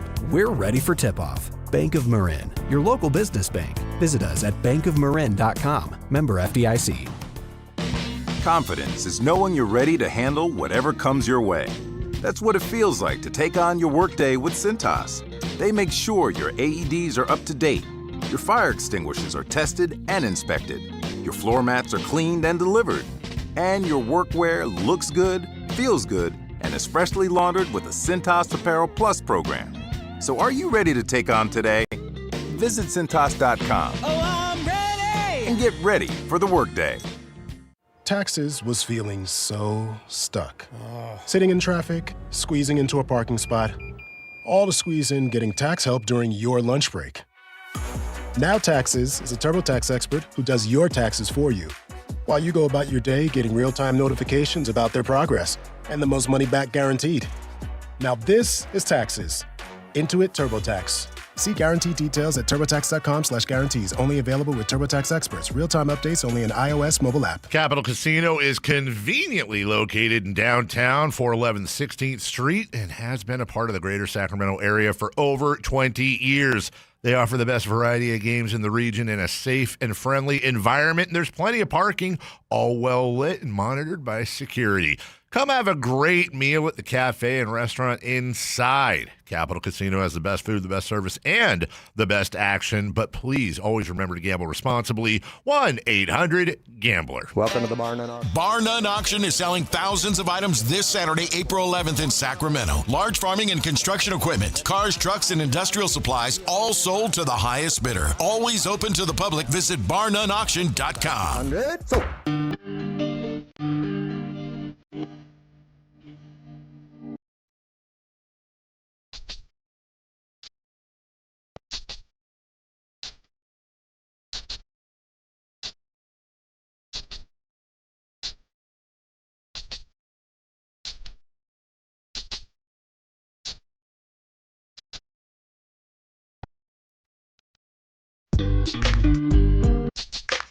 Download the app and listen to The Drive Guys. The Drive Guys with Kevin Gleason and Alan Stiles. On Sactown Sports 1140. Jay, you just said something very insightful about Yaxel Lindeborg and how it relates to the Kings. Would you mind repeating that for our radio audience, please? And our YouTube audience? As Sure. Alan makes his way back from the Papa shot. How'd you do? 98. Okay. You just got to get rid of those little cold snaps. Yeah. Yeah. It's tough too, man. Like if you have one episode where you miss 3 in a row, you're done. Or 2 episodes where you miss 2 in a row, Right. yeah, it's over. Yeah. It's you can over. still put up a nice score, but you ain't setting any records. No, No. Yeah. You have to You said something a couple days ago. You're like, yo, you gotta make everything. If you miss 7 shots, that's 7 too many. Yeah. To get to Yeah. $150. So, Right. Yeah, it's tough. I was saying this, fellas. We're talking about just the Kings and the great times here in Sacramento, and if 2022, 20/23 will ever get to the 2000s teams, I like to call them, the Y2K teams for the Kings. And I just say no, and I was given an example of Yaxel Lindeborg, of course, from the University of Michigan, national champs, the Natties.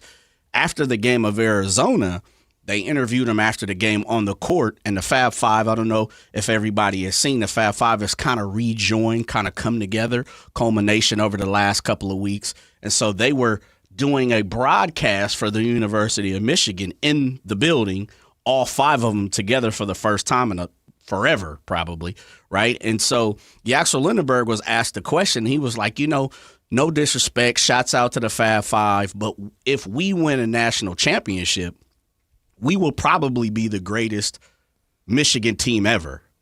But I argue no matter what, and now they probably are. They were 36, 37, and 3. Yeah. But I think if you still you ask people, the Fab Five, to me, will always be bigger than this team that won the national championship because of what they meant. They were more impactful. They were definitely beyond more basketball. impactful. Absolutely, right? And so I've seen people having that conversation amongst social network, and most people, especially if you're 40 and over, you're like, there's no way this team is better than the Fab Five. And though the Fab Five never got to hoist a trophy, as you said, they were more impactful. And so I kind of put that together, and I mirror that with the Sacramento Kings. And that's why I say, like, I kid around, but 2022 or 23, the playoffs was major. It broke a streak that we needed to break. But for me, when you look at this organization, I look at it in the Michigan situation. Until a team wins a championship for Sacramento, I don't care what they do. I think the Y2K teams will always be bigger over, the Beam team or anything else, because they were just way more impactful in Sacramento. Yeah, and part of that impact, I'm with you all the way. I think part of that impact, too, is just showing that, it can happen here. You can do it. It can happen here. Yeah. Well, and the other thing is the same thing with the Fab Five. It's also the time period, right? Things were kind of different in the 5 freshmen. It was history. The whole vibe about them. It's just more than X's and O's and a record. I think it's the same thing with the Kings, too. I mean, you had everybody loved Jason Williams, not just in Sacramento. People still do, yeah. People still do. So, to this day, you had, funny enough, you had Jalen Rose talking about Stojakovic's son when he hit that 3. So it was bigger than a good team. And it's probably impossible to get back to that unless you're just so much better basketball-wise. I mean, the Warriors are playing the Kings tonight, and that We Believe, I mean, in the Bay, they love them some We Believe. We love We Believe growing up until Steph kind of said, going back to even the Monte Ellis thing, a lot of people didn't know, which way they were going. Then Steph just blew everything out of the water. So until you have something to blow something out of the water, to your point, Jay, even if, let's say, the Kings get into the playoffs and Luka doesn't flop on Malik's leg and they get into the playoffs 2 years in a row, they get ran by whoever was the 2 seed or whatever it is. Okay, 2 years, maybe they do it again. It was never going to be what those teams were in the 2000s for a multitude of reasons. Here's another big difference, Jay. You got me thinking about Michigan, that team, Fab Five, and the team that just won. I don't know that anybody on this team is actually from Michigan, whereas you had like C-Webb and Jalen Rose, they had Michigan roots. Yep. Now, I know that's one of the differences now, and I've said, look, NIL, you have better teams, the basketball's better, but it just isn't as meaningful when it's like Michigan got a bunch of the best players. And they won. But for the Fab Five, some of those guys, they were from Michigan. Oh, yeah. Yeah. Oh, yeah. I mean, they're all assassins now, right? It's the highest bidder. Yeah. So it's always going to feel – it's mercenaries. It ain't ever going to be like it used to be, fellas. Right, and that's okay.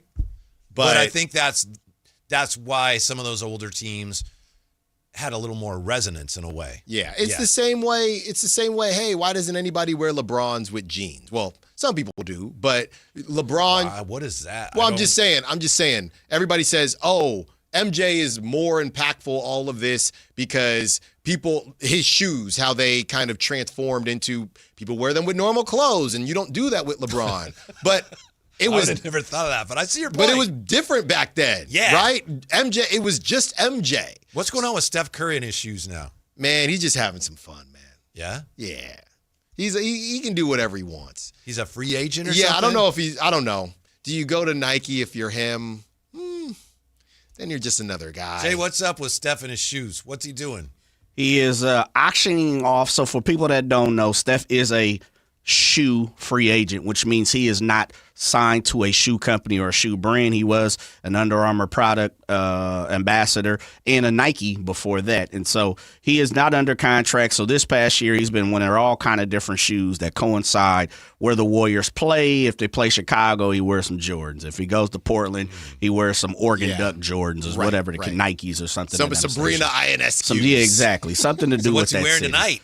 Who knows? He should wear. If I'm him, you know what I'm wearing. Well, I guess he might wear the J. Will Hyperflights. Yeah, I was gonna say. I guess he wouldn't do this because I don't know how the partnership works now with him and De'Aaron Fox. Because I'd wear the Foxes. Well, he wore some earlier in the year. He wore some Chris Webber, some Dadas. Oh yeah, with the spinners. He wore them to the game, and then he was playing in certain parts of the game. I can't hoop in those. So now what he's doing is he's taking all the shoes that he's wore this year that people have been talking about, and he's auctioning them off for a charity, for one of his charities, which is, I can't remember the name of the charity that he's attached to. Those spinners, I believe C-Webb gave some of those once to Sean Cunningham when he worked here. So I think he wore them. Come on, man. Sean wore them? Yeah. He's supposed to. I think, and he got them from C-Webb. I got to talk to Sean. He used to have C-Webb on his answering machine. Yeah. I did know that part. Yeah. I did know that part. Why you got to talk to him? I need to see these spinners. What do you mean? I got to see the spinners, man. I got to see. Because, I would like some. Oh, okay. Mm-hmm. Well, take your butt on eBay and go get some. I want the plug, Jay. Eat, Learn, Play Foundation is where all of the proceeds will be going for all the shoes that Steph Curry wore this year during his sneaker free agency. Oh, so I wonder, is he still doing it tonight? Is it something I should keep an eye on tonight? I don't see why he wouldn't. Yeah. Mm-hmm. I mean, there's been whispers of, him going to maybe Li Ning. There's been some whispers of him going to trying to maybe pulling Puma out of the atmosphere. Yeah. Jay, so who knows? Anta too. Jay Will wear some like silver moon boot shoes once? Was it Jay Will? Somebody on that team, I believe, they wore, maybe it was Bobby. Some and ones? I don't know what the brand was. I think they there were was some and silver. ones, yeah. Yeah. I think Bobby had some and ones from some joints from there. I got to see what I can do. I need to host an auction. Of what? You know, what's going on in Sacramento? Jay, I know you got the hook. I know there's an auction. I want to host an auction. What you mean, like be the auctioneer? Both. The funny thing is, he said something. You asked him what he meant. He just repeated what he said and didn't answer your question. I know there's some auctions going on out for in sure. Sacramento. Yeah. Can I get a dollar? Can I get a dollar? $1. Dollar boy. $2. Well, maybe we do something. That's what I want to auction off something. So you want to be the auctioneer? That's right. That's where you and said the both. MC. And the Yeah. Well, you save money. Yeah, I do got both. you. I got you. That Can I get makes a $3, $3, $400, $400, $400, $500, $500? Can I get? Can I get a $500? Can I get a $550? That's pretty good, bro. I do it at I gotta home. give you some love, bro. By myself. That boy. Do you guys watch any auctions of some sort? The car auctions I'll watch. Yeah, I watch a lot. They have some great auctions down the street, apparently. Nah, I don't go that way. But that's not that type of auction. I go around. I drive around now. I drive around. Yeah. Hey, you're Turn the corner. You're on your way. Thank you. you. It's a good start. Thank good you so start. much. As promised, another round of Kings Would You Rather. Also, when we come back, another long pro sports playoff drought has ended. So which teams have wandered in the wilderness the longest in the various sports? Well, look at that when we come back to Sactown Sports. Don't go away. You never know what you might hear when listening to a Sacramento Kings game. Out of Keegan, going for another triple. Man, is he feeling it. Keegan, can he do it? Yes, there's number 11, Keegan Murray. Keegan steps back. He just knocked down his 12th three-pointer, a Kings franchise record. He's got 45 points. Never miss a moment of Sacramento Kings basketball with Sactown Sports and the Sactown Sports app.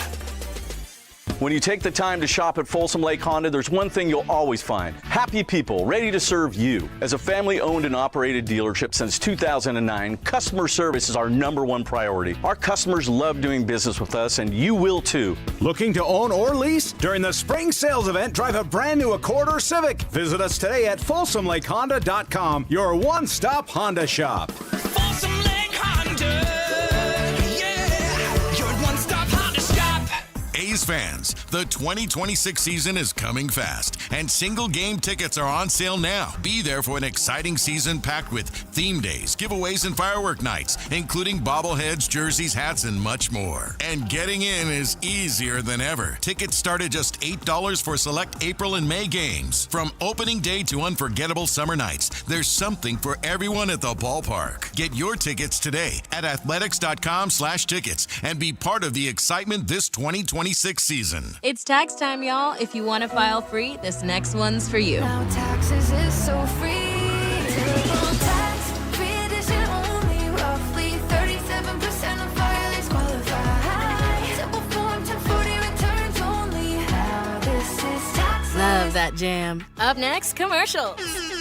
Intuit TurboTax Free Edition. See if you qualify at turbotax.com/free. No schedules except for earned income tax credit, child tax credit, student loan interest, and Schedule 1A. This is the story of the one. As a maintenance tech at a university, he knows ordering from multiple suppliers takes time away from keeping their arena up and running. That's why he counts on Grainger to get everything he needs, from lighting and HVAC parts to plumbing supplies, all in one place. And with fast, dependable delivery, he's stocked and ready for the next tip-off. Call 1-800-GRAINGER, click Grainger.com, or just stop by. Grainger, for the ones who get it done. Progressive knows you think the grass is always greener, like maybe you ride a motorcycle. But today, it's raining. So you wish you had an RV, but if you did, you'd have to listen to some guy parked next to it at a campsite plays acoustic guitar. Now, before you start wishing you had a boat, remember, your brother-in-law would invite himself every weekend. Permission to come aboard, Captain? But one thing that is greener is the money you could save when you bundle your RV, boat, or motorcycle with your home or auto with Progressive. Progressive Casualty Insurance Company affiliates and third-party insurers. Not available in all states or situations. This is the story of the one. As a procurement manager for a hospital system, she keeps every facility in her network stocked and ready. That's why she counts on Grainger to be her single source for thousands of products, from disinfectants to lighting, air filters, and more. And with fast, dependable delivery, Grainger helps her keep every facility stocked, safe, and running smoothly. Call 1-800-GRAINGER, click Grainger.com, or just stop by. Grainger, for the ones who get it done.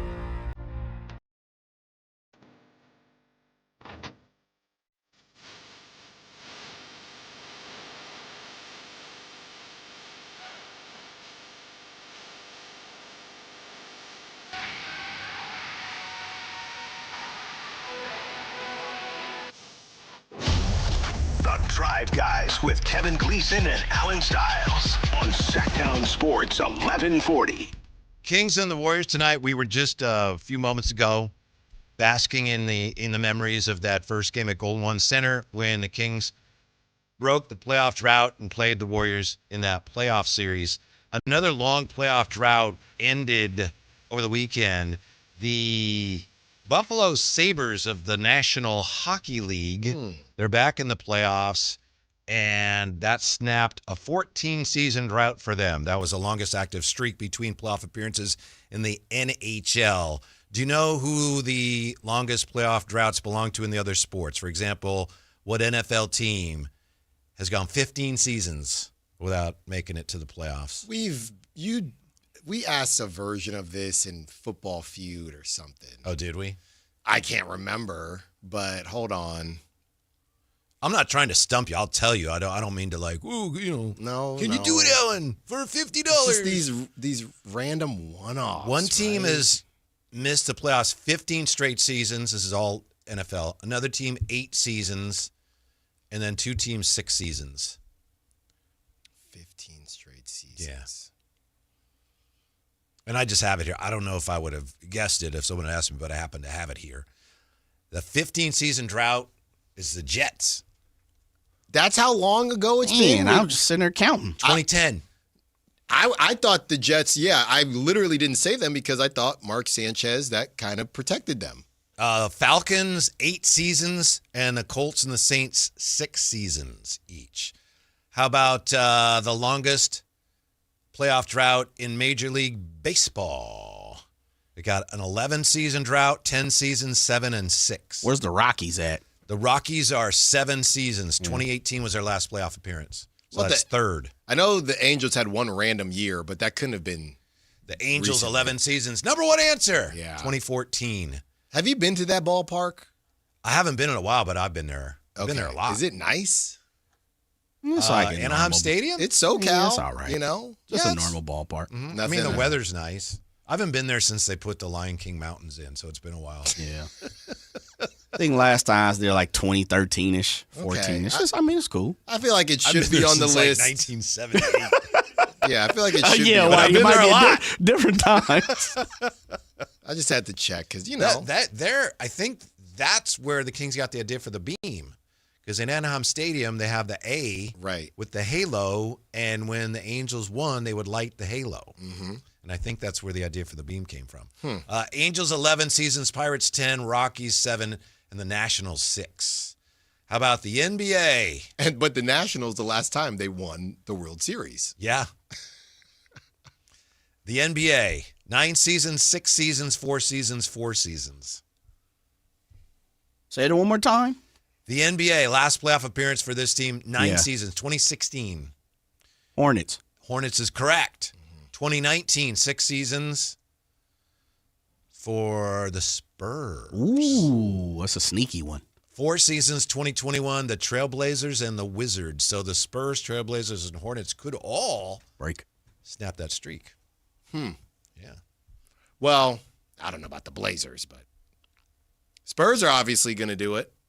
And now, this is exactly what that Nuggets writer was saying, right? Because now the Spurs are going to be there for a while.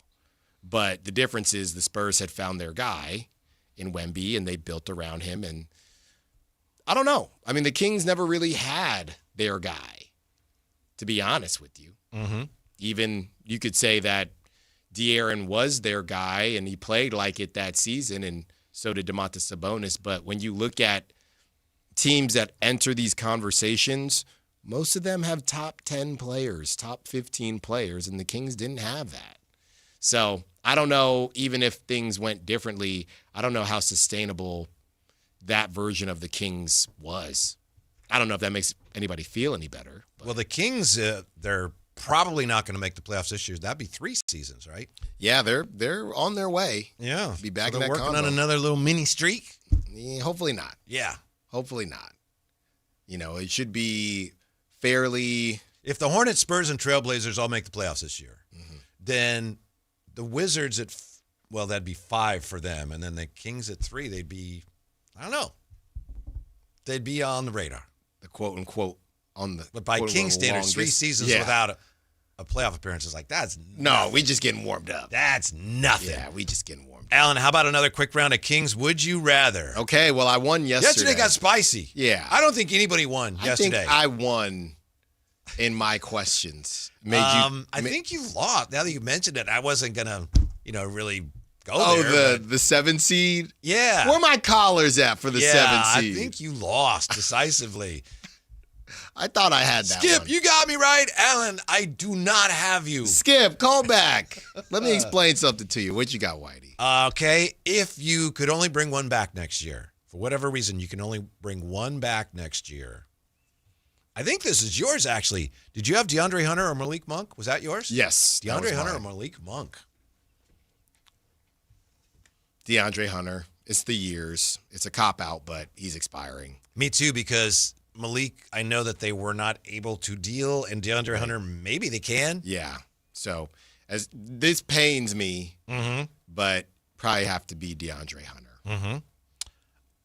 Excuse me. Russell Westbrook or Coach Doug Christie? Whoa. Huh? Whoa. Huh? Whoa. You want a little smoke? I recuse myself. To me, it's pretty easy. Give me Doug. Yes. Give me Doug. Uh-huh.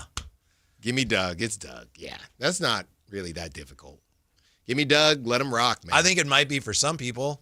It's not for me. Well, I mean, that's why I asked Law Murray about, you said, hey, what if some of these names are a little sexy if they move on from anybody, but he shut down the Ty Lue conversation immediately. But that would be an interesting option there. If Ty Lue becomes available, could Scott Perry get, a little wandering eye? Yeah. If some certain names get available. I think this is yours. Did you really have the audacity to ask Keegan or Precious? Is that one of yours? Oh, I did. Keegan or Precious? Oh, yeah. What? Now, before you say that. I didn't say anything. Okay, before you say what with the what. What? We are talking to Kings fans right now, and there's a reason I said this, because I've seen the texts. I've seen the chat. I've seen Twitter. I've seen Reddit. And there are enough people that, again, to bring up the conversation when it comes to salary versus production, some people would say, Alan, I'd rather pay Precious $12 million a year than Keegan Murray at $28 million a year. I've seen that before. So with that being said, I asked the question. I know who you would say, but this is for everybody involved. Yeah. Well, this is for everybody involved. There's only one answer to that, Alan. Come on. I don't know about that. Uh-huh. I think there's one answer for you. Should we go to high flyer attrition? I think I know what High Flyer is going to say, so I don't know that we need to do that. You don't want to do that. But I'm not, I'm just saying the important thing is the value. That's what I'm saying. They're about the same age. Precious has shown us some things, not similar types of player really, but again, different value there. That's why I put it. Obviously, Keegan is a better player than Precious Achiuwa. Yeah. I'm not saying he's not. I'm saying all things considered, that's the same reason people will say, I'd rather have Zubats than Domantas Sabonis because he's making $18 million to Sabonis's 40 whatever. How you doing, high flyer? What's going on, fellas? We got it. Can we? That's not your fault. We'll get you. Pull me up. Yeah. There we go. Can I ask you a question? No, Always. Okay. That's why I walk up in here, man. Just theoretical. Just a theoretical All question. right, give it to me. Yeah. If you could only have one of these players back next year for the Kings, for whatever reason, but you can only have one, Would you rather have Keegan or Precious Achiuwa? Keegan Murray. I'm sorry. You know what? Precious, don't get me wrong. Don't get me wrong. Yeah. I have fell in love with Precious Achiuwa. Uh-huh. Because of a couple of things. Number one, he understands where he's at right now. He really understands where his career is. Because I'm sorry, when you come out and you're a draft pick and you play in the NBA, and then all of a sudden you find yourself at home on the couch, wondering about what's going on, and you do get that second call, you wonder why this dude motor is on 150. Right. He's coming. Mm-hmm. And he understands that this is his second chance. So he's giving it everything he has, and I salute him. Bro, you're doing the right thing, and I'm loving everything that you do. But if you look at apples to apples, oranges to oranges, I got to roll with Keegan Murray. Yeah. I'm giving you a hard time, Alan. But it's not that far out of there. But there's no way it can be. No way they would. No, they wouldn't do it. But I was just looking at, all right, people are saying Precious might get around, $12 million a year next year. You're paying Precious that versus paying Keegan 20-something. I understand your sentiment of where you're coming from, Alan, because you can ask the same question if you had to. Are you going to keep Max or Cartwell? Mm-hmm. Which one would you keep? Because I tell you what, Doug Christie has already said it and it's been proven. Mm-hmm. Cardwell affects winning. Yeah, it's a good one. It's a good one. Come on. No. Check this out. Did you see those 2 block shots? No, I know. Did you see those 2 block shots? Now tell me this, Alan. You've been around for a while now. You're new here, but you've been in this game for a while now. Yeah. Besides LeBron James, am I going in down here? No, I got you. Okay. We can hear you fine. Besides LeBron James, when was the last time you seen a dude get 2 blocks in that manner? Off the top of my head, not often. That's what I'm saying. The dude equates to winning. He takes charges. He blocks shots. Now, that was just the 2. He had 4. Yeah. Yep. Right. Yep. We got more with the high flyer coming up real quick here. Want to let you know you can win a pair of tickets to see Gary Owen at Hard Rock Live July 19th. Call in now to win. What number are you looking for, Alan? Let's go 3. Caller number 339-1140, 1-800-920-1140. You can win tickets to see Gary Owen at Hard Rock Live. Tickets go on sale Friday at 10 a.m. We'll come back, wrap things up with the high flyer, and look at, with 3 games remaining, there are a couple things left for the Kings to accomplish. Next, Sactown Sports. The Sacramento Kings play here. He's got the triple. Sacramento takes the lead. Get your Kings fix all season long right here on your home of the Sacramento Kings. Sactown Sports and SactownSports.com. This is the story of the one. As a safety manager at a manufacturing plant, he does everything he can to keep his coworkers safe. From finding ways to reduce risks to keeping safety supplies in stock. And for that, he relies on Grainger. Grainger offers a broad range of quality products and next-day delivery, so he can always play it safe. Call 1-800-GRAINGER, click Grainger.com, or just stop by. Grainger, for the ones who get it done. Your Toyota's been through a lot with you. Traffic, rain, potholes, you name it. But it keeps showing up, mile after mile. So maybe it's time to give a little back. For a limited time at your local Toyota dealer, get 3 new tires and get the 4th for $1. Because a ride that's always there for you deserves to be taken care of. 3 tires, get the 4th for $1? Go on, treat your Toyota. Deal ends April 30th. Keep your Toyota a Toyota. Restrictions apply. Toyota and Scion vehicles only. See participating Toyota dealers for details. Welcome to the Bar None Auction. Bar None Auction is selling thousands of items this Saturday, April 11th in Sacramento. Large farming and construction equipment, cars, trucks, and industrial supplies, all sold to the highest bidder. Always open to the public. Visit barnoneauction.com. I know that hiring can be challenging. You need someone to match your role perfectly. Well, now you can meet them fast on ZipRecruiter. Build your team, build it sooner. Meet your match on ZipRecruiter. Just head to ZipRecruiter.com/free right now to try it for free. That's ZipRecruiter.com/free. Meet your match on ZipRecruiter. Try it free. Pump up the volume. Business moves fast. Orders roll in, deadlines close in. When you ship with USPS Ground Advantage, you can keep up with confidence.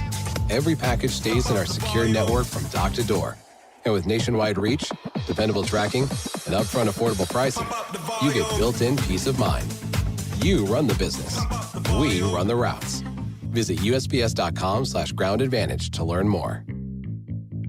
Sunday baseball just got way more fun. Join Dinger's Kids Club with the Sacramento Rivercats. For just $35 all season, kids get a ticket to every Sunday Rivercats home game and tons of fun all season long. Sign up today at rivercats.com. KHD1 Sacramento, KYMX HD3 Sacramento. From the Power Business Technology Toshiba Studios. This is Sactown Sports 1140. They do not know what Sactown brings. When on the low, that's a Sactown thing. Talking about us, it's a bounce out thing. Must they forgot we some Sacramento Kings. Whole squad going crazy, yeah, we back with it. Northern Cali going crazy, one sack winning. Live and local, it's the Drive Guys. Watch the show on youtube.com/Sactown Sports 1140. Or listen on the Sactown Sports app. We're taking you up to game night, and the High Flyer, nice enough to come in a little early. I know Alan just asked you this off the air, but how was your road trip with the club? It was great. Yeah? It was definitely great. Got a chance to, look at a couple of different arenas and, just be with the team and see what's going on. Got a chance to vibe with a lot of the players, coaches, GM. Scott Perry was on that trip. Mm-hmm. So it was very nice for me. Mm-hmm. I mean, I really enjoyed it. Did Scott Perry at any point come up to you and say, hey, Flyer, what's Alan think we should do? Did he ask you at all?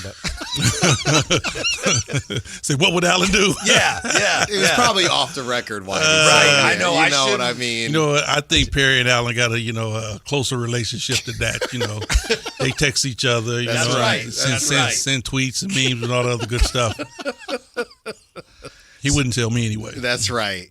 Well, I mean, what? 3 games left. Got this 2-game set against the Warriors. And we're playing some sounds back from the playoffs when the Kings had the Warriors and, maybe reminiscing a little bit.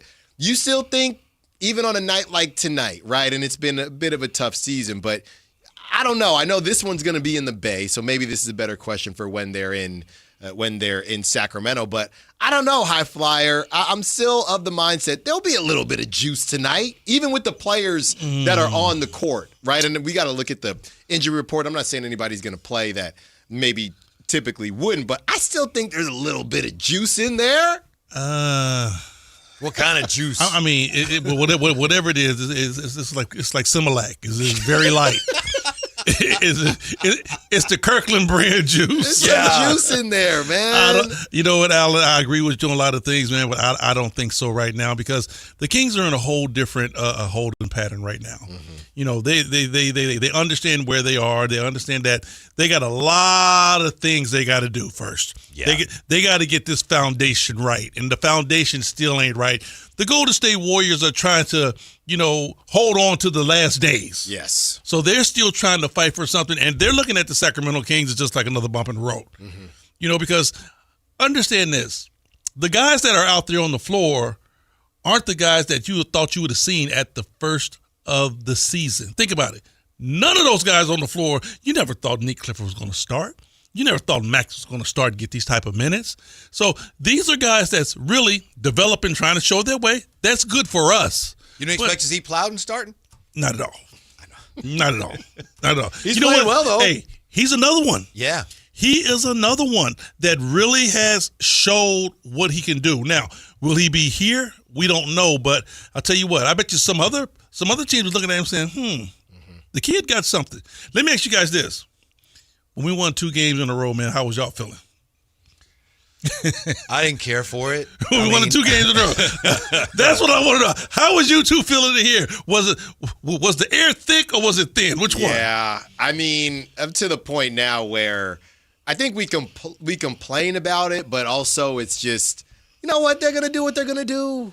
They're going to do what they're going to do. Some of those other teams, as you know better than us, High Flyer, because you've played in the league, some of the lineups other teams are putting on the floor, it's like, they're just worse than us. We can't compete with somebody like some of the teams the Nets are putting out there. Like I said, I had a lot of chance to talk to a lot of different people. our organization is more concerned with how the guys are in the locker room as far as building a winning culture is more important than how many ping pong balls you're going to get. Don't you think part of that is because the Kings look at a lot of guys that are here now and they want to build on those guys? Right. Some of the teams have guys like they're not going to be here next They year. know that. I mean, Yeah. Let's do this. Indiana Pacers and the Sacramento Kings, two total different scenarios. The Pacers will hold off everything that they got and put in 5 guys from their junior high school and say, go lose. Because they know when Tyrese Halliburton comes back, they get a decent draft pick, and they bring all of their guys back, they're back to an elite basketball club. 1 year is going to do that for Indiana. The Kings still have to build that foundation. And there's no way, I don't care who you bring here, there's no way you're going to be able to bring a first-round draft pick to an organization that's accepting losing. There's no way. Listen to this, High Flyer. This is true. Last night, the Grizzlies made 29 threes, tied an NBA record. Half of the three-pointers made by the Grizzlies were made by guys who were not on the team 2 weeks ago. Yeah. Yep.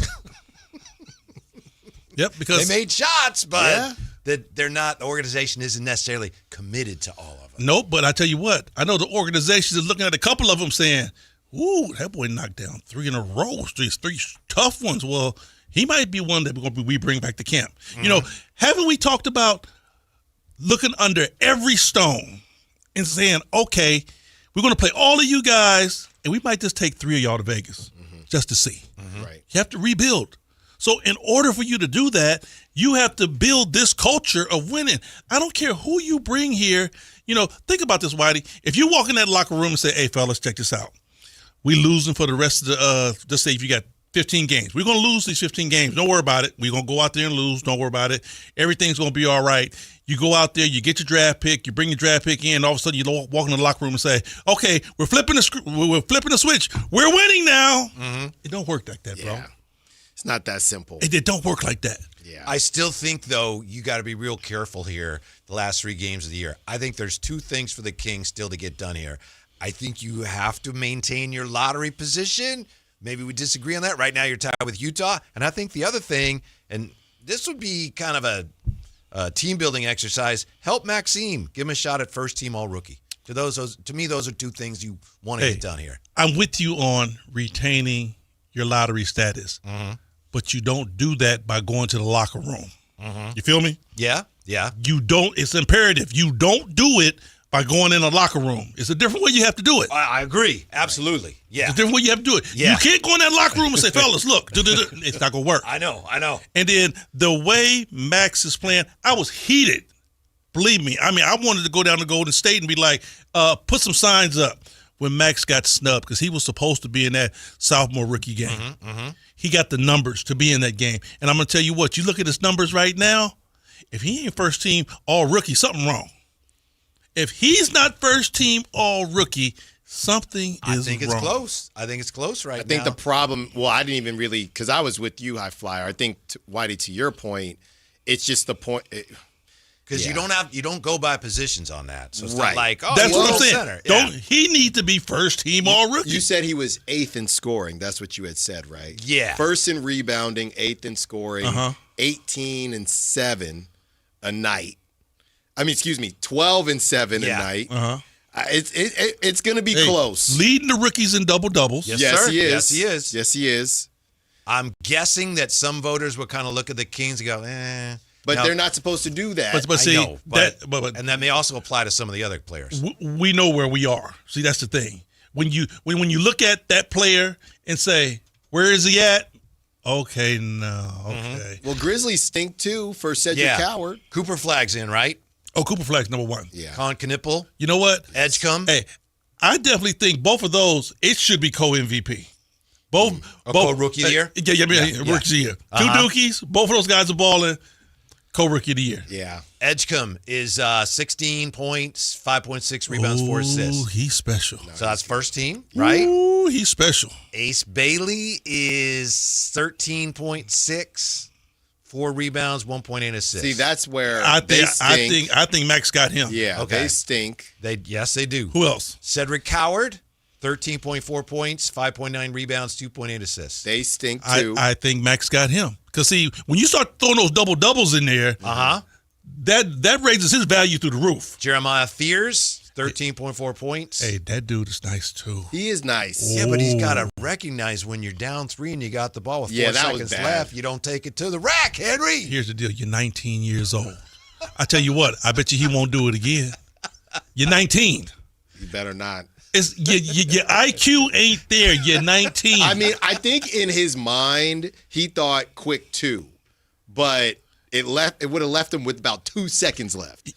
But see, Styles, you can't even think that. If your basketball IQ is where you're supposed to be in the NBA, and you've been through these scenarios before, obviously he hasn't. You don't He's even a rookie. think about it. You just know. You understand because you don't even have timeouts left, even if that goes down. Right. Yeah. You don't have a timeout left, so it's over with. You got to make that splash right then and there. Trey Johnson, 12.2 points per game.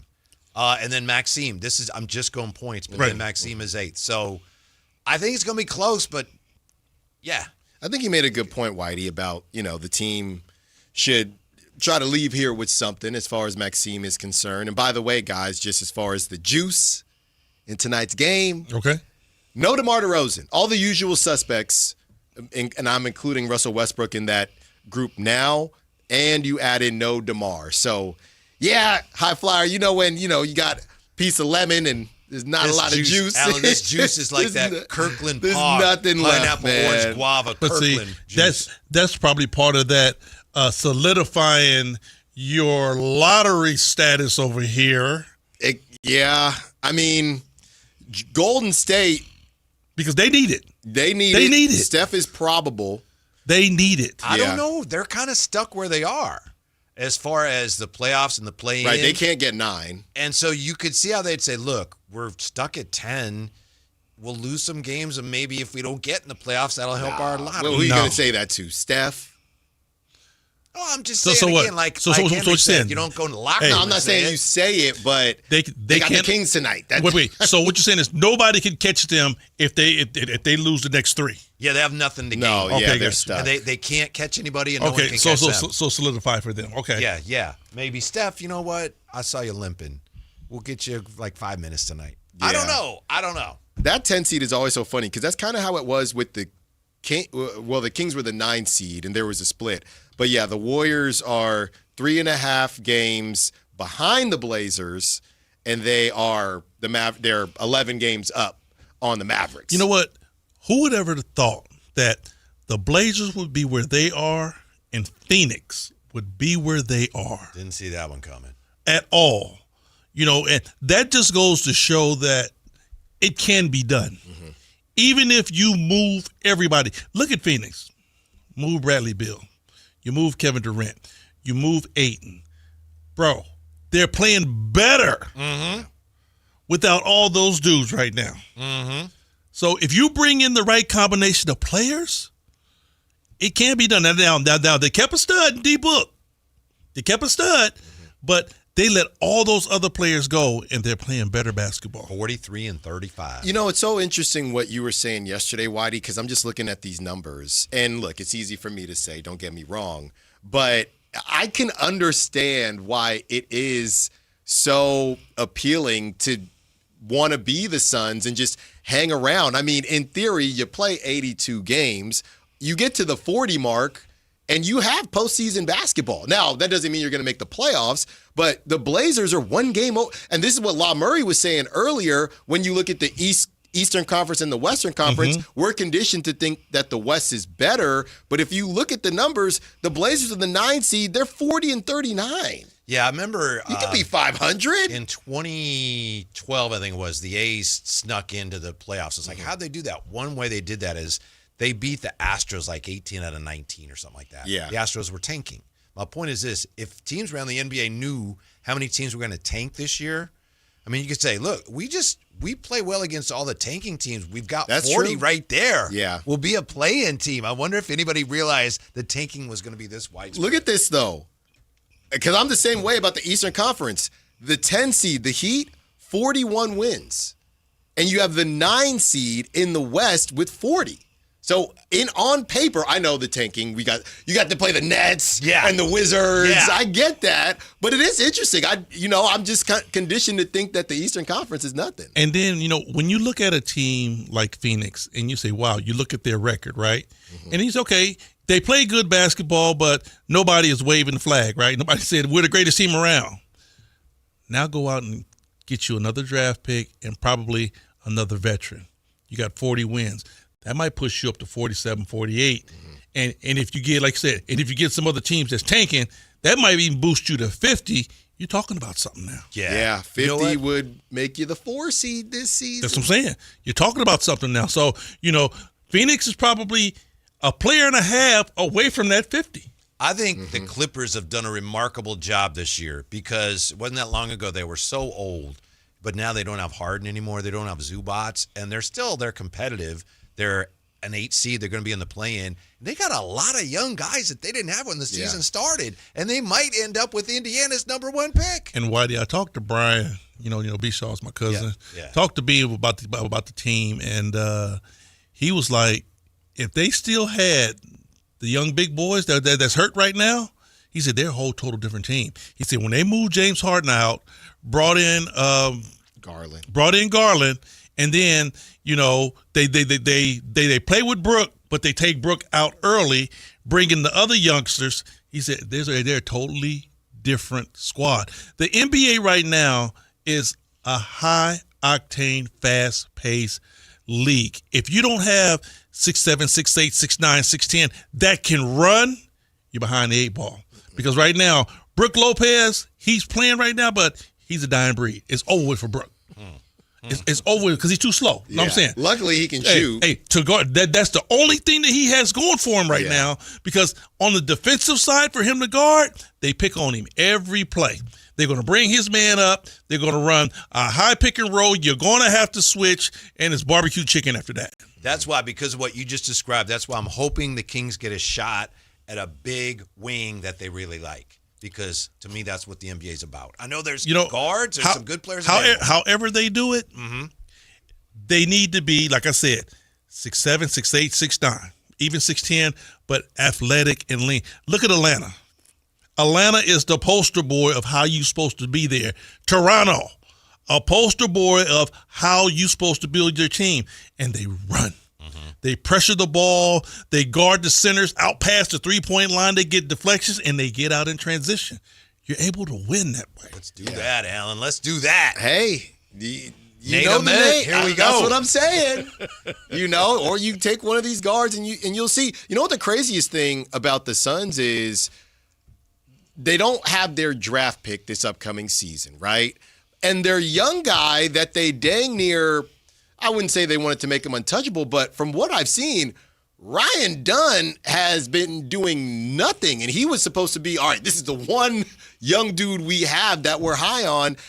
I'm not saying they missed on him, but you get Colin Gillespie out of Villanova cooking folks. And obviously Dylan Brooks has done his thing. Well, Malawach hasn't done anything for him, No, has he? Not really either. So it is a random season for the Suns, but they are pretty much locked into the 7 seed. So they're going to get 2 bites at the apple to get in and either get, have a good run against the Spurs or get smacked by the Thunder. That is funny, though. When you look at those 2 spots, you got to run up against OKC or San Antonio with the Freak. What you going to do? Yeah, 3 seed is the Nuggets, and the Lakers are only a half game back, but they're injured. The Nuggets is still my dark horse. Every I love year. the Nuggets. The Nuggets are my dark horse. If they are healthy, I think the Nuggets can do something. They can make some noise. Yeah. I know a lot of people would love to see this blow up in the faces of the Pacers because they've tanked so blatantly. I don't blame them, but I know a lot of people look down their noses at that. Indiana right now is in the 2nd spot on the lottery, which would mean they would have a 28% chance of getting the 5th pick and a 20% chance of getting the 6th pick. If they get either one of those, they lose the pick. It goes to the Clippers. Can you imagine that? Everything they've been through this year, and they would give that pick up because they wanted Zubats that badly? See, Zubats is another one. He's another one. bro, you're a dying breed. You know, if you watch the Clippers and seen when they start playing well, who's playing the 5? Who's playing the 5 the other night when they start playing well, they start balling? John Collins. He's going to be the prototypical 5 in the NBA.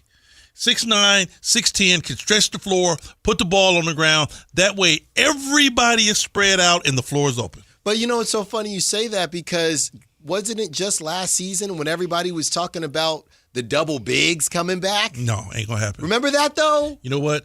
Wemby shot that in the head. Remember Şengün and Steven Adams? The double big is back. Where they at? Thank you. Not this season, but Do you think Max can become a stretch big? You watch what Max does this summer. Just watch what We've Max. seen a little bit of an inkling of it, haven't we? Watch what Maxime Reynaud do this summer. He's going to be a prototypical center that we're talking about right now. A guy that can step out and knock down that three-pointer. And if a big run out on him, he going to give him that Jack Sigma pump fake and dribble right around him to the basket. You like that one, huh? Yeah. Jack Sigma, one of the few players who has a move named after him. Yeah. That Jack Sigma pump fake. Yeah. Couple storylines tonight. As we've said before, Daquan Plowden, he played with the Warriors for a good amount of time, but didn't, obviously get all the way. He played with the Santa Cruz Warriors. Yeah. And then the Warriors went in a different direction. You're still looking for juice, aren't you? No. You're going to find that juice. I'm not looking for juice. Where's the juice? These are storylines. So the last time we saw Daquan Plowden play against a team that said, no thank you, that was the Orlando Magic. And Daquan Plowden balled out. He went off. So keep an eye on that. Also, guys, happy birthday. Not that I don't do the birthdays anymore with the morning show, but Maxime Reynaud, 23 today. Okay. So a couple little mini juice there. And then, Styles, I'm glad you brought that up, man, because a lot of players always downplay that. Oh, yeah. You're going back to your old place, is there anything special to you? No, man. Just another game. It's just another game. It's one of 82. Well, I tell you what, Precious went into to Toronto. Yeah. And gave the boys everything they wanted. He gave it to the Knicks, too. Went into New York and gave the boys everything they wanted. And tell me, a guy that's trying to set his feet back in the NBA, you mean to tell me he ain't looking at every team that passed on him and saying, watch this. Yep. Because they had taken Yabusele. Watch this. They took Yabusele off the Olympics. Well, he did 1 year in Philly, and then the Knicks brought him on, and they didn't play him. Yeah, the one thing that I didn't realize Precious could do, high flyer, and I know this is still a work in progress, but he's playing a little more face in the basket. I've seen him in the middle of a break at least twice, like with the ball in the middle of the break, and he's just taking a few more perimeter shots. Like I said, I think that part of his game is still evolving, but I didn't know that was a thing with him. When you start having some success out there on the floor, such as Precious, think about this. When was the last time you saw Precious, besides this year, just pull up and knock down a three? He didn't knock down a couple for us, but he's playing well.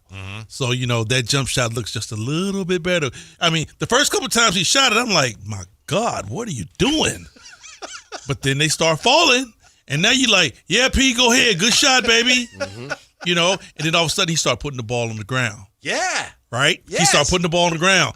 Start having some success. Now, all of a sudden, he's grabbing them off the defensive side and starting a fast break like Domas. Yes. And if nobody picks him up, he's driving all the way to the basket, dunking it. I didn't know that was part of his repertoire. Hey, the brother's playing good, man. He's feeling good about his game.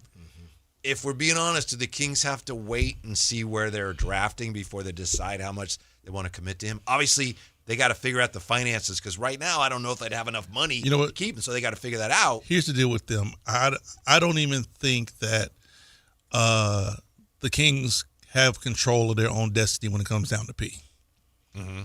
I think they have what they have, and it's going to – I mean, they're going to really have to hope and pray nobody else outbid them by a buck. Because that's what it's going to come down to. Somebody else is going to look at that and say, oh, you know what? Sacramento can only give him 8. We're going to give you 9. And if you really want to stick it to him, we'll give you 12. Because when you start throwing million on top of million on top of million, it means something. I'm sorry, especially when you've been sitting on your couch. Yeah, that could be one of, if not his biggest payday coming up. Right? Exactly. Yeah. Exactly. Right now is his payday. Yeah. Because you're going to have teams that's going to be bidding on you. I see him sometimes almost looking around when they're playing teams that are not putting their best units on the floor, and I can almost see him looking around going, who are these? These guys can't guard me. Exactly. Yeah. You know he what? just punishes them. It's disrespectful. Yeah. I'm going through this kid. Who is this dude you got in front of me? Yeah. And like I said, and he's hungry. He's got a motor. I've talked to the kid a couple of times. I mean, we was in Atlanta and we sat down and watched one of the college games, and I just talked to the dude, man. I mean, real nice guy, but like I said, he understands where he's at, and he understands the opportunity that's in front of him, and he's like, he gonna take it. He gonna take the bull by the horns, because this is your chance right now. Like you said, he might not get a bigger deal than what he's gonna get this summer. And I think he found himself in a good situation, because he could have. If he got picked up by one of these fringe playoff teams, maybe he doesn't get to showcase He don't get the minutes. Right. I'm not going to take a three. I'm only playing 10 minutes a game, whatever it is. He don't get the minutes to showcase it. Exactly. Right. So I think this was a huge. It literally reshaped. We'll see what he gets, but dang near reshaped his career. So Alan, when push comes to shove, how much juice we got in this game tonight? We got a little pint. We got big pitcher. It might be an airplane size. It ain't much. I was about to say he might have an eye drop full of it. Yeah, I tried. Yeah, I tried the De'Aaron Fox shoes. I got nothing, man. Just enjoy the game. We're back with you tomorrow. Thanks for being with us. Stick around. Game night is next on Sactown Sports. Don't doubt, we believe over here. We don't bleed over here. And let me just speak real clear. I only deal with real kings over here. So tell me what you see now. Coming down the lane off the rebound. It's 9-16 now. Look toward the sky like the beam now.